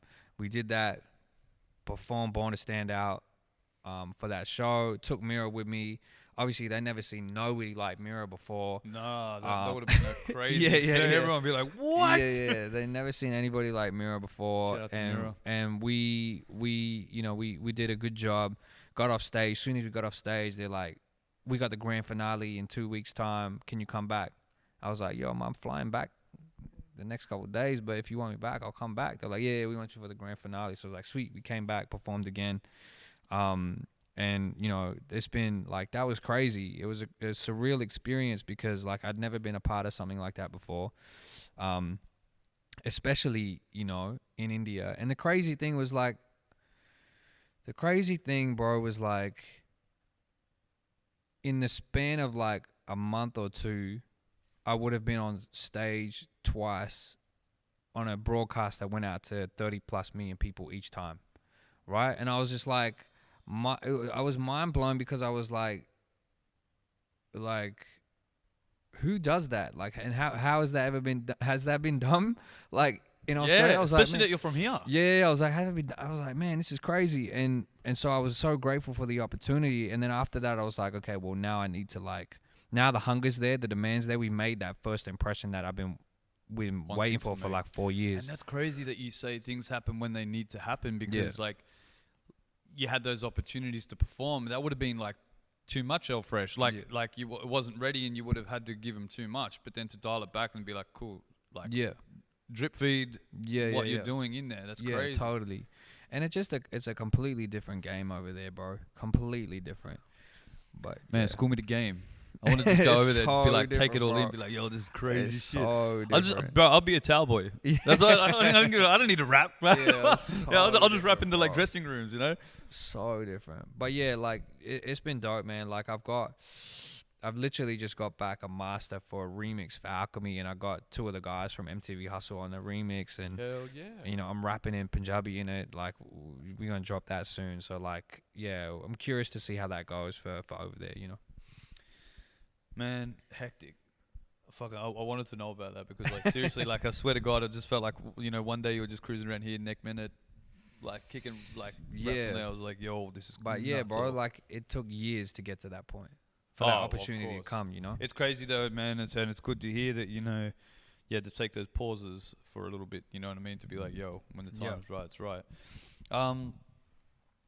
Man,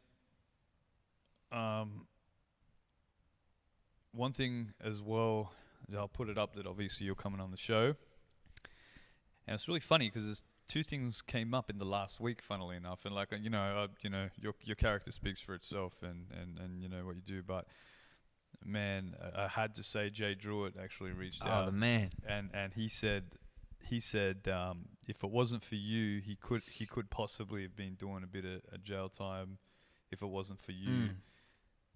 I mean, I know you're not in it for the kickback or anything like that, but that if it wasn't for you taking the time to being that positive person to step in a situation, that he could have been walking a very different path, and then weird. And I actually said to him, I was like, "Yo, Jay, do you mind if I say that, bro? Because that's a real testament, I think, to the character of L. And he was like, "Nah, man." He was like, "Go for it, please." He almost like he wanted to show that respect, And then, funnily enough, I was talking to somebody else, like another artist, where they had like a situation that they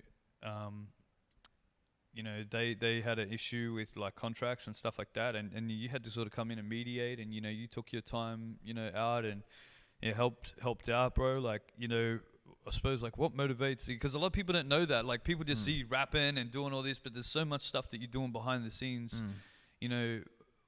for other people, and I mean, it might be a bit of an easy answer, but like what motivates that instinct to step in and like I don't know, take on a bit of burden to help out those other guys. Bro, I'm like, it just goes back to what we spoke about before, bro. Like, I'm just grateful to meet people and have like opportunities to connect with people. Like, I remember like the Jay Druitt connection. Like, I would record him at Street Uni.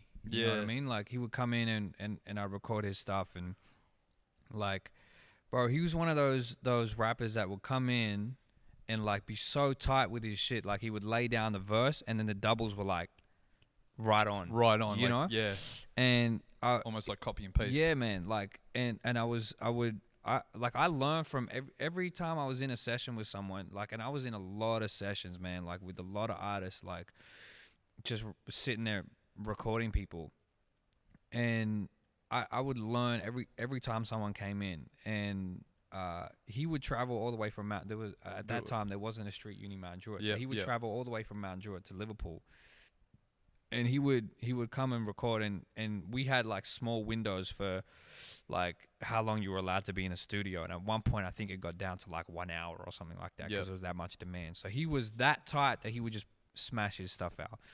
And at the same time, we would have all these dope conversations about just, you know, our experiences and our journeys and stuff like that. And really just kind of got to know each other over the years, you know. And one thing that I remember about Jay, man, like, he was like so proud of being from Mount Druitt. Yeah. Like, like way back. Before like, it was cool to be from Mount Druitt. Yeah, he was. Jay was repping that it was cool to be from Mount Druitt. And he was like, bro, get this. I remember he was like, he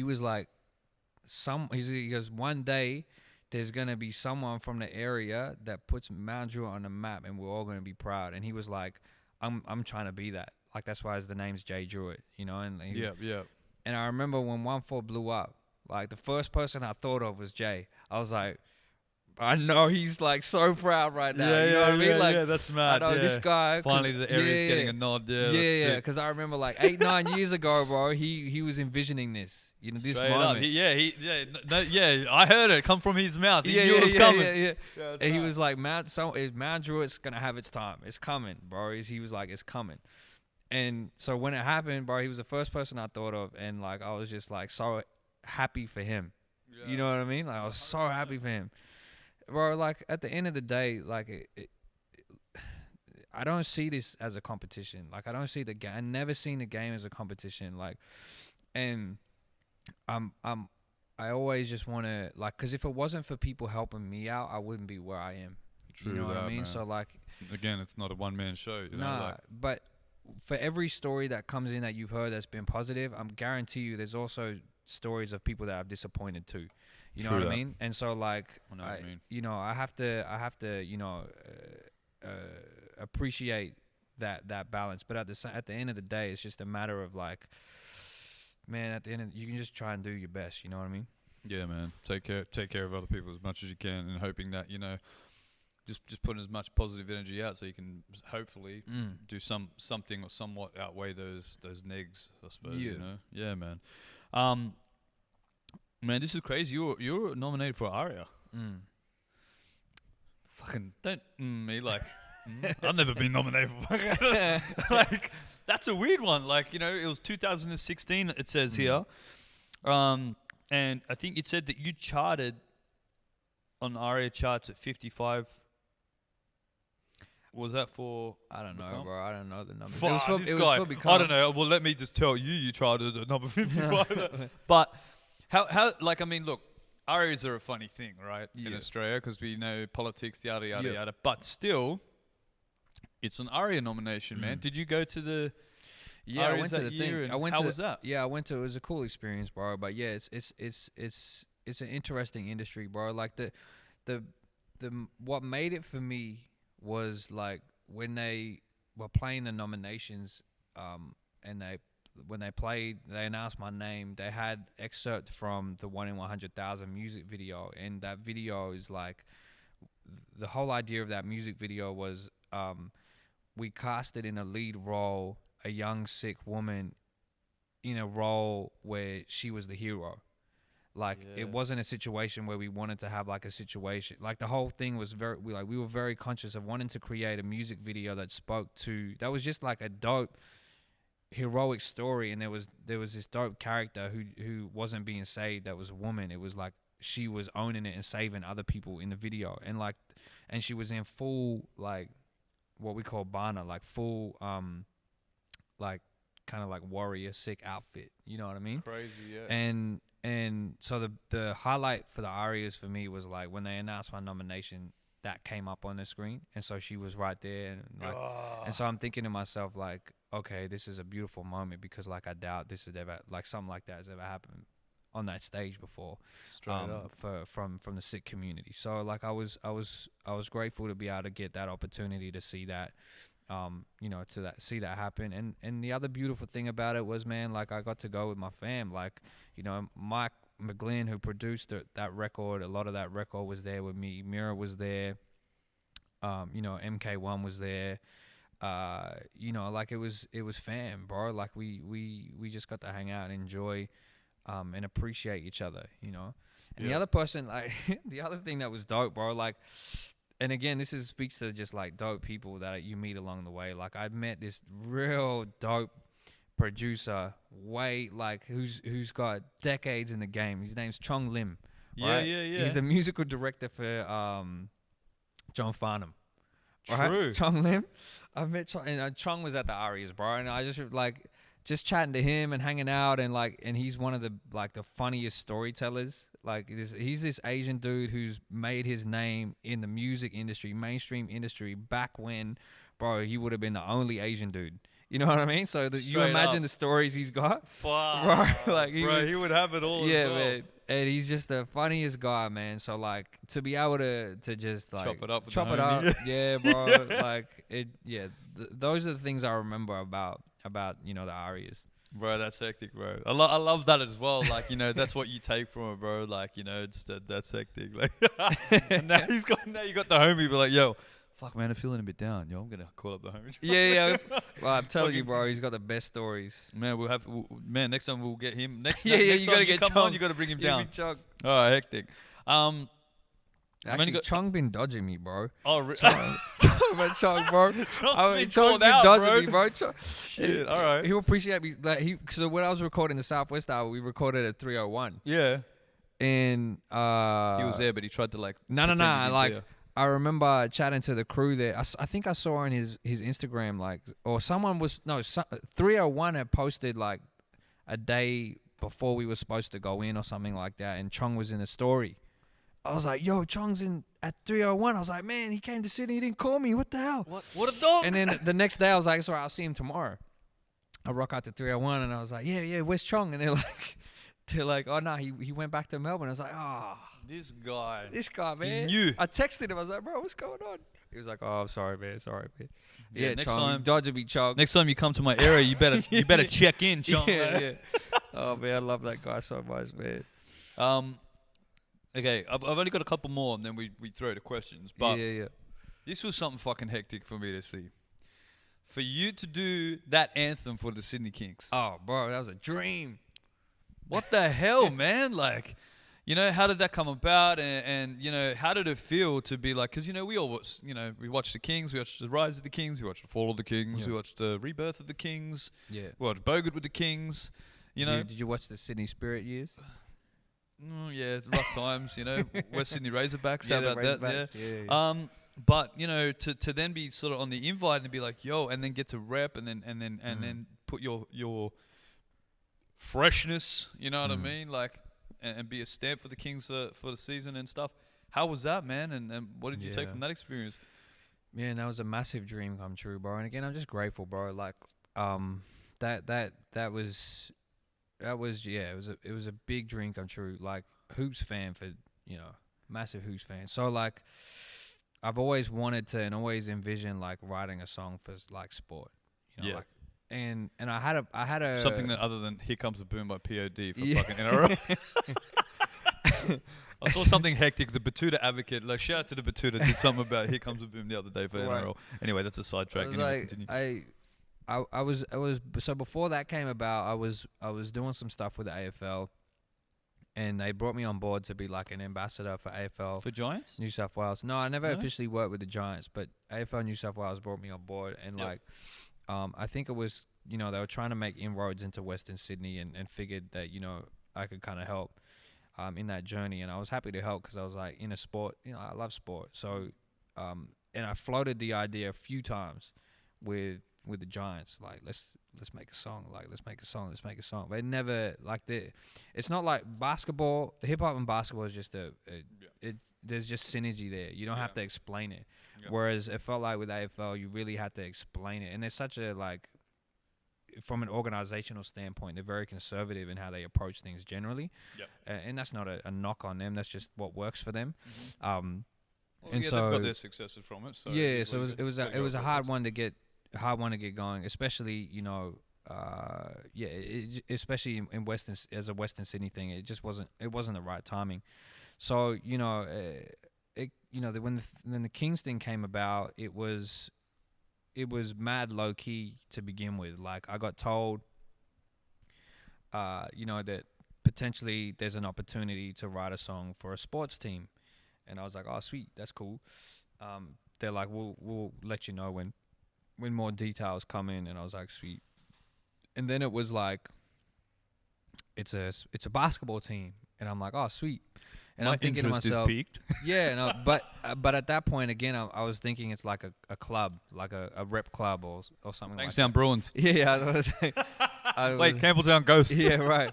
I was like, you know, it's something, you know, of that. And so then when it came back, it's for the Sydney Kings. I was like, oh, let's go. Like, Did you drink water just to spit it out, like in a drastic fashion? No, I was like, let's go. I remember the meeting. I was like sitting there and they're like, it's the Sydney Kings. I was literally like, okay. And they were like, the deadline is in 2 weeks. And I was like, okay, that's not a problem. Like, Craig, my manager was like, when can you get me in the studio? I was like, I'll get you in there like next week. I was like, all right, sweet. So we booked 2 studio sessions back to back, and I was like, okay, well, if I could put together a super team to pump this out, who would it be? Yep. And so I was already working with Ziggy on the Southwest album, Zig Parker. So I was like, okay, well, Ziggy's got to be involved, obviously. And then I was like, okay, well, from a producer standpoint, someone who I really wanted to work with, but who I haven't had the opportunity to connect with to that point, was Solo. True. Who's, you know, dope artist in his own right, genius producer, and obviously, you know, has an instrumental part to play with 1-4. And, you know, I remember way back, again, and this is where, like, you know, way back, I remember vaguely we would cross paths because he'd train at Street Uni with Justice Crew. True. So yeah, like, bro. we never We never connected, like, and met in that way, like, because when the Breakers came in, I was like, that's Mystery's world. So now I'm, you know what I mean, like, that's Mystery's job. Yeah, I'm like, that's Mystery, man. Yeah, like, I'm cool with the Breakers, but man, I can't top rock for shit, so I'm out of here, you know, like, and so yeah, I reached out to Solo as well, and so the 3 of us got together for those 2 days, and we pumped out 2 tracks, and bro, it didn't, like, the thing is, when you, like, that song was written before we even got in the room, and by that I mean I didn't have any of the lyrics, or we didn't have any beat or anything, but like, I was waiting. I was waiting for an opportunity like that. You know what I mean? It was so, it was already there in your conscious. Yeah. Like, yeah. So we pumped it out in 2 days, and like, we finished 2 tracks in 2 days, and we gave them an option, like, which one do you want? And they obviously picked the one that is the song now. And then the only other thing we had to do was, like, we booked another session to get some horns players in, and then we got it mixed and mastered, sent it back before the deadline, and bro, it was a vibe. It was such a vibe. And like, the other cool thing about that was and this was just me being a fan. It wasn't even necessary, but I was like, I said it was necessary, which was like, hey, I'd love to talk to the players to, like, hear what inspires them, like, and hear about their story. So they gave me a couple of phone numbers, and I called, like, a couple of the players up and just spoke to them about their journey, and that was dope, just to get to know them and to hear, like, their stuff. And it actually, well, I take it back, it was actually necessary, because, like, some of their, like, I wrote about some of their stories in the song. So for example, Jay Sean Tate, when we spoke on the phone, you know, he told me about, you know, being the underdog, and, like, you know, always being counted out, and coming from Ohio, you know, he'd have to work his butt off. And one of the things that inspired him was that he just constantly reminded himself that he felt like he was built for this. And she was like, I got built tatted on my calf muscle. And so that's one of the lines, and I was built for this, you know. And then that would have been dope for him as well to be like, yo, there's a fucking nod to my shit right there. Yeah. And then Quiney, who was a part of the squad at the time, you know, he shared with me his story of coming from, you know, a refugee background. So coming from a place where, you know, living in a refugee camp, they didn't have lights or nothing like that, you know. And so the start of the second verse is that story, you know. Like I remember, like coming, like I can't remember off the top of my head the lyrics because I haven't performed it in a while, but you know, I touch on, you know, I remember when there was no lights, you know, and people might assume that to be like there was no stadium or whatever, but it's like, nah. Remember this guy literally had no lights. Lights, you know. So like I wanted candles. I wanted to touch on their stories as well in the track, so that when they, knowing that they were gonna run out to the song, that they were actually connected to it. Bro, that's so hectic. Oh, it was so much fun, bro. Me now, like going back, like, yo, I'm gonna listen to it again. Yeah. So, like pick it apart, you know, like, hard, yo, man. shout outs to the boys. Yeah, hard. That's hectic, man. One thing as well, and this is sort of like second last, but you know, one thing that I've always, you know, respected about your shit is like, you've always got a brand integrity. Do you know what I mean? And that's something that I don't think everyone naturally has. You know what I mean? Like you're always conscious of the brand and how it's perceived, and you know, stuff like that. So you know, where did that come from for yourself in terms of like making sure? I don't know if I'm like super conscious of like how it should or shouldn't be perceived. I think I'm just more conscious of like what I will and won't do. True. You know what I mean? Like I think I'm kind of just, I try to be aware of what my boundaries are on certain opportunities, and and that definitely then has just kind of, at least I think, helped forge in people's minds what I'm about and what then as a brand, what that means. Yeah, 100%, man. I guess that that makes sense given what we've, you know, sort of spoken about tonight. It's more about what you stand for, but maybe like a trickle down effect of that is like, you know, it comes across as you know, like the brand just, you know, being solidified. The artwork has meaning, and so because there's meaning behind it, like it feels stronger. Do you know what I mean? Yeah, because there's like you know, it stands for something. Now, lastly for me, man, it's just about the, you know, the plugs. You know, you just dropped Southwest. Yeah. You've been heavily involved in the Campbelltown arts and, you know, being down there. And so it's good for you to, you know, be repping and pushing it and having Southwest out. What's the plans, you know, going forward? What are the key projects coming up? I know COVID is a funny time for us all, but, you know, what does the next 6 months to 12 months look like for Elfresh, and where can people find you and find your stuff? Yeah, I'm kind of just taking it as it comes, bro. Like COVID is so unpredictable, right? Like the initial plan was, you know, I was going to do, like, I just invested in this marquee with Southwest branding and a whole bunch of t-shirts and stuff. We were going to be in the area, popping up at different places in Southwest Sydney and talking about the music, playing the music, handing out shirts and all that sort of stuff, and just vibing with people, like just try and be in real space. We were going to do like a day festival in Liverpool, where we just brought together some different acts from the area and celebrate the release of the album that way, and obviously that can't happen. So, you know, I got the live stream album launch tomorrow saw that. at 4 p.m., which will be a vibe that people can catch on the Liverpool City Council Facebook page.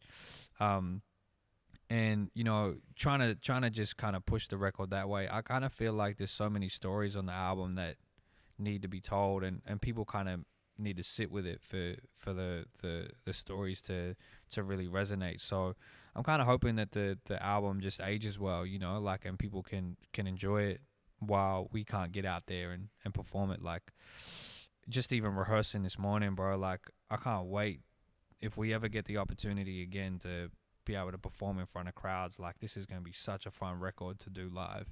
Hell yeah, bro. You know, I really hope we get the opportunity to do that. But if not, we'll find a way to adapt.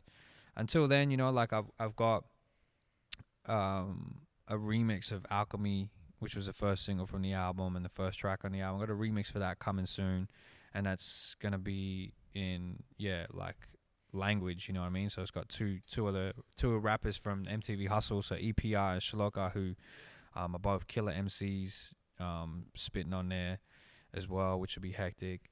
And then after that, man, like, yeah, we'll see what this record does. I mean, I got plans to I just want to work on stuff, keep getting better. Like, now that I'm trying to write in Punjabi, like, that's really just changed the way that I think about songwriting. So, like, just want to experiment there and get better in that space, and see where that takes me, really. And then we'll see, bro. Like, always planning, always strategizing, and always trying to figure out where to go next. But I think right now I'm still just present with the Southwest project and realizing that. So I'll probably sit with that for a little while and just see how that moves for a bit. Fuck yeah, man. Exciting times, bro. It's going to be a killer, finish to 2020 for you. And, bro, looking forward to 2021. Hey, now we got questions, baby. Who's got questions? Wait, who's doing questions? Wait, Ricky, you doing questions? Yo. Big shout out to Ricky on the mic today. What's going on, players? Yo, what up? So we've received a lot of love. Yo. Jay Drew hit you up saying the realest dude in the scene. We got a guy named Bishan Delon saying, bro, your EP was straight G. Wish it was still on Spotify. That's not gonna happen. Sorry, bro. I'm sorry to disappoint. I'm sorry. Some things shouldn't be heard again. I'm sorry, bro. But to go straight into the questions, so we've got a couple. This dude wants to remain anonymous. I don't know if you want to sort of guess who it is. But he said, ask him who the biggest diva in his crew was. Some stories should not be told. Some stories should not be told. You know, like, what happens on the road stays on the road. And I know exactly who that is. So you're not going to answer the question? And I love you, man. I love you, man. No, I'm not going to answer the question. All right, next question. So JT Ja Tang. Yes, sir, the man. Would love to know L's take on how the elements of hip hop connect with the precepts of Sikhism. I think early on in my career, I immaturely spoke about how they're very similar, but they're not. And I say that out of respect for both hip hop and also Sikhi. Like, there's so much to, like, there's so much distinction there, and they both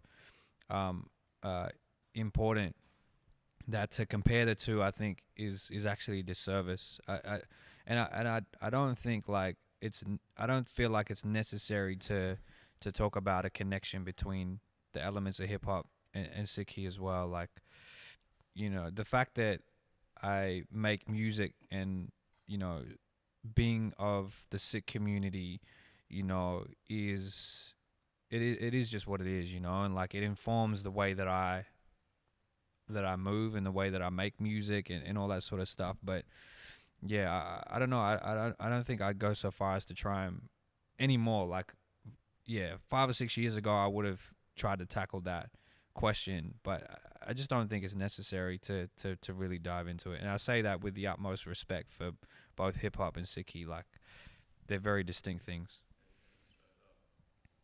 All right, sick. Bishan Delon asks, this is the last question, by the way. Can you ask L about dropping his first F-bomb in a commercial song? He also has in quotations, I'm a motherfucking lion. And then he goes on to say, it reminded me of the first time we seen Indian people kiss in a Bollywood film. And then he goes straight shook.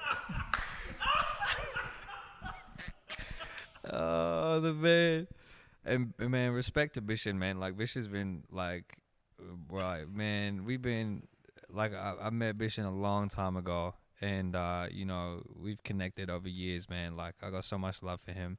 But, yeah, like, I was very conscious, and Zig could speak to this as well. And even Mira, because Mira was in the studio when we recorded this, I'm pretty sure. It was Born to Stand Out. And I tried so hard to not have I'm the motherfucking lion in there. Because I was like, is this the moment? Like, I'm very conscious of language, right? And like, okay, every word has power. And so I haven't sworn on records up until that point. So actually for hip hop nerds, I have sworn on another record before this that has come out, but good luck to you finding it. It's there. You can find it. If you want to find it, you can find it, but I'm not gonna tell you where. But like I was conscious of it because I hadn't really before, and if I was gonna do it, I wanted to do it in a way that when I did it, people would be like, "Oh shit, did I just hear that?" And I think we did that for Born to Stand Out. I think it worked, but like I tried really hard not to put it on there, but like Mira and Zig were there as well, and I was like, "What about this instead? What about that instead?" Blah, blah, blah. And like nothing worked. Like literally, we exhausted everything, and nothing worked. And then it just Mira. I remember Mira saying, "Hell, it just works, so use it." Like you can't like it just. I can picture Mira saying, yeah, like as the a way boss. she would say it, Yeah. almost like she's exhausted as well. Yeah, like, yeah. Nah, man, you've done it all. Yeah, bro. yeah, like, yeah. You just have to use it. You have to use it. Yeah. That's So we crazy. used it. That's crazy though. First time seeing people kissing Bollywood. That's hectic. Yo, respect. Mathematics asked something though. Is that DJ Mathematics? DJ Mathematics, Hey, yeah. Respect. If you could collab with any artist, dead or alive, who would it be and why? Yeah, man. Like It's Tupac, all right? I don't care. Bye. Nah, it's not. It's not, bro. It's not. Okay, I'm joking. I would say it's Curtis Mayfield. Curtis Mayfield. And I say that because, like, man, his song "Move On Up" is like my number one happy song, and I haven't played it for a long time because I haven't felt like I needed it. But when it does come on, it's just the jam, and that bass line for me is the best bass line of all time.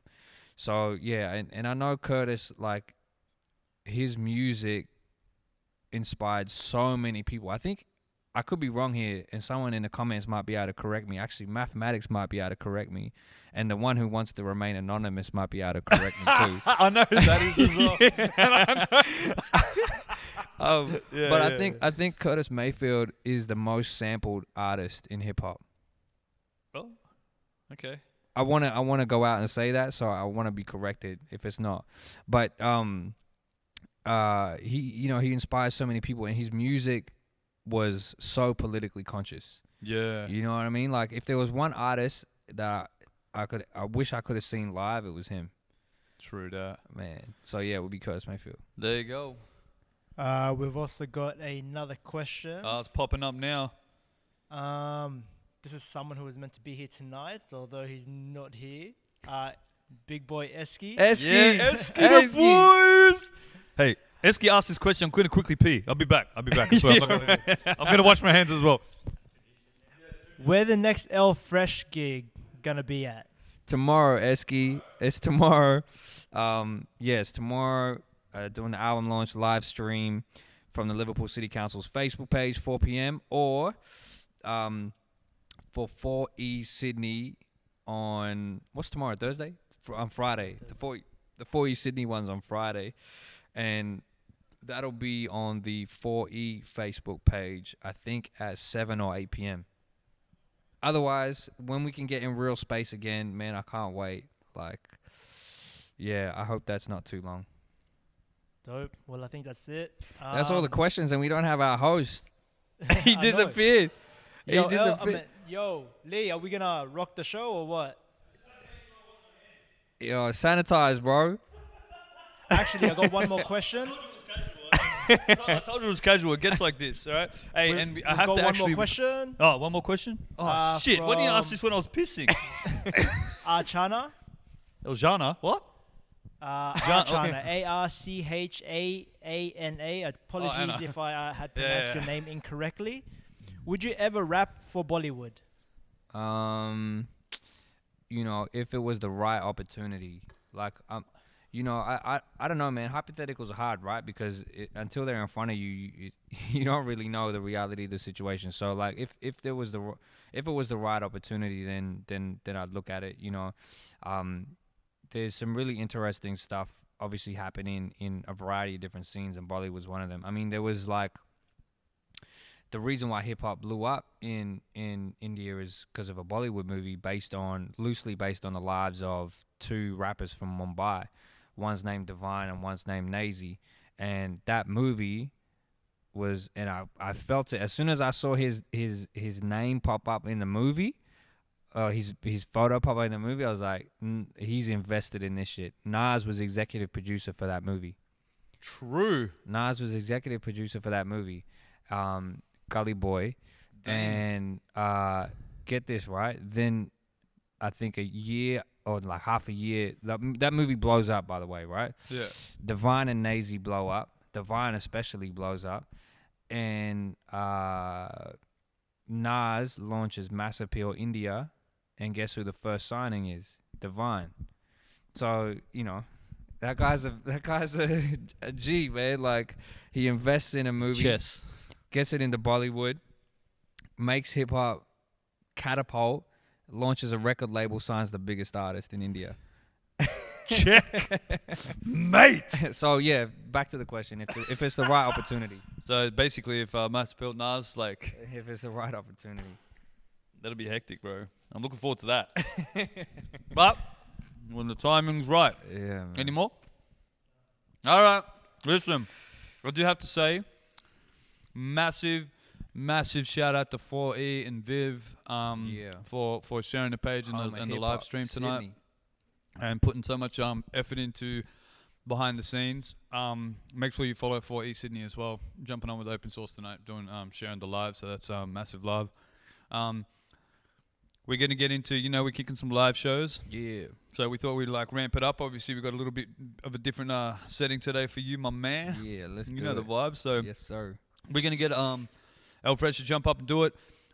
I always have to say now, it's dope as fuck to be sober.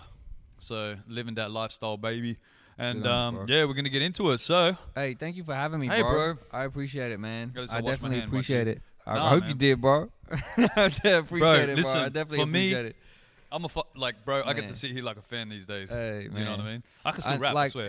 and people who know you, and there are a lot of people who know you, bro. Know you've seen a lot in this game and done a lot in this game, and like that you've built this is like so dope, man. So dope, and like I can't speak highly of it enough because like, bro, when I was talking, to my partner about being here and like, trying to contextualize of it. She doesn't know about the industry and the game. Is like, asking about, who you were. I was like, yeah, nah, we go back. So like the conversations that you have with artists here are conversations that other people are not gonna be able to get because the people that are coming on here, like, you know what I mean? Like, and you're invested in this game, and so like, thank you, bro, it's great to be a part, to be here, and it's definitely a humbling experience, bro. I appreciate it. Thank you. Bro, I appreciate you, bro. Can't fucking now, like, see, it's just an excuse for me. I get the homies here, I get to sit, rap with them, and then I get to watch them rap. So it's just Yeah. like, basically, I'm just getting like a dodgy ticket to my own free personal show. Anyway, we're gonna kick it. Let's Big do shout out to Open Source. Big shout out to Molotov. We're gonna do it. I'm gonna distract you for a little second while we get this shit on the road. Yeah. We live. We love. We about to do it like this. When you're ready, bro. We got no sound. There we go. Hey. Ego keep you blind. Circles you move with have you easily defined. Doing good for the sake of good is in decline. You get burned if you stand too close to the shine. At 17, my father sat me down. He saw what was coming by taking a look around. Knew the path I was walking by studying my sound. Then hit me with some wisdom that brought me to the ground. It's cause and effect, everything has a reaction. Don't get caught up by whatever is in fashion. I know you have a passion, but yo, what's the end game? Know yourself first, you are more than your pretend name. Changed my whole pen game, shifted my approach. I scratched the old shit, I'm revisiting my notes. Never forget the people, I keep them really close. It's love from the culture that lift you up the most. Yeah. Work. Hey, check it. Yeah. Regrets will eat you up alive. fester in your system and tear at your insides. I saw it all around me when I started on my rise. Took lessons from some heads who had lived it and survived. Rhymers and old-timers who could keep you on your toes. They put in all the work, they was tearing us in shows. Life chased them down and then hit them with some blows. Now they looking back at decisions they done chose. That's the thing, huh? If you leave it, it just grows. Always seems to be another level to your lows. Drugs, streets, and dramas, you know how it goes. 5 years later, the rap dreamer froze. If they had a wish, they would do it all again. Changing circumstance, avoid the punishment. The wisdom they had gained is what I don't forget. I told them they're not alone, I am doing it for them. Hey. Work. Yeah. Check it. Look. I got a style that Mox will kill for. It stands out like a billboard. Yeah, if you try me, this is what you in for. My swing big, bigger than Happy Gilmore. Hole in one, I'm feeling like the chosen one. It's a fine line between complete and overdone, or overcooked, occasionally overlooked. My raps are my thesis, feeling like I wrote a book. My shine out this universe, yours is half a moon. I'm like King Willie the way I master tunes. I sweep the floor with sucker MCs, pass the broom. It's what I do to relax in the afternoon. All I hear is rappers brag, rappers go repeating. But when they stop, ask them if they album broke even. I don't take them serious, they like some cartoons. We can take it out the sea and you can catch this harpoon. Let's go to work. Yeah, work.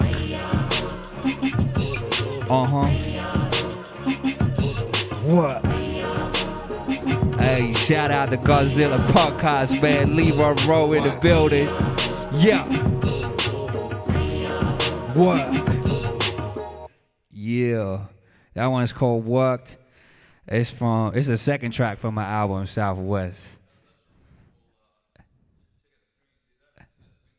Hey, you're supposed to distract people, bro. not point to the Hey, we're doing another one. This one's called Strength. And this one is definitely, you know, that Western City vibe. I have this mindset, and we just chopped it up on this whole thing, man. Like, when one of us wins, we all win, you know? This one's called Strength. Let's do it. Yeah.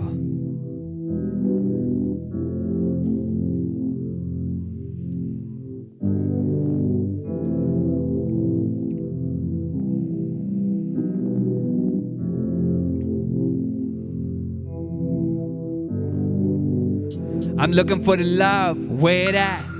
I keep the faith like a prayer mat. Every man trying to wrestle, bring the flare back. That's kinda cute, put that in your handbag. There's always people trying to tell you what you not. But if they could, they would gladly take your spot. I feel like every man wanna take a shot, and on the rail, I ain't even made it to the top yet. I don't consider this a contest. Even simple things can be complex. They say every stride you make is progress, and I was conditioned to take long steps. Yeah, we advanced the conversation. It's evolution. We started out as cavemen, and when they put up walls, we never caved in. Looking back, it was all preparation. I got strength. I got strength. Yeah. That's strength, power in numbers, know what I mean? Do it for my city and I do it for the team. It ain't winning unless we all winning. I got nothing but love for how we came up. The mistakes we made is what raised us. Lost friends on the way, still I gave love. Stay strong in my mind, never gave up. It's the memories I savor. We catch a backhand when we played up. The world's cold, it never gave us any favors. That's why when we hold it in our hands, it won't change us. Too many egos on the internet, thinking they know everything, like they the best. Let me bench press, get it off my chest. I don't give a damn, but they make my mother stress. That's a situation you don't want to mess with. No hesitation, that's a death wish. Some friends only call when there's a guest list. Makes me realize the real ones are precious. They give me strength. They give me strength. That's right. That's strength, power in numbers, know what I mean? Do it for my city and I do it for the team. It ain't winning unless we all winning. It ain't winning unless we all, hey. The only beat I need is a hand clap. You can feel the vibe spread like it's anthrax. The game full of dead weight like sandbags. You better stay in your lane or just stand back. You don't want to step on the man's max. That's a sure guarantee to make a man snap. And I'm not talking shoes, you get ransacked. Cause I move with a pride where the fam at. Yeah, I ride for the squad. I do or die for the squad. I feel alive with a squad. Midnight or 5 in the morning. I got the strength to move a lot of weight, ayy. I wonder about the moves I gotta make, ayy. My hunger like a lion salivate. Only losers take a break. We gon' lose you in the shape. We got movement in the state, making music with that bass. Have a trouble hit your face, make a treble in a place. I'm a rebel in this race, predator in his chase. Leak competitors erase. Yeah, I said it to your face. I don't need the motivation. Forever rising, I call it elevation. Yeah, we cool, but there's no relation. Better move to the side, cause your man's is overtaken. I'm talking strength. We got strength. That's right. That's strength. Power in numbers, know what I mean? Do it for my city and I do it for the team. It ain't winning unless we all winning. It ain't winning unless we all winning. That's strength. Power in numbers, know what I mean? Do it for my city and I do it for the team. It ain't winning unless we all winning. It ain't winning unless we all winning. That strength, power in numbers, know what I mean? Do it for my city and I do it for the team. It ain't winning unless we all winning. It ain't winning unless we all winning. Hey, love, man. Thank you, bro.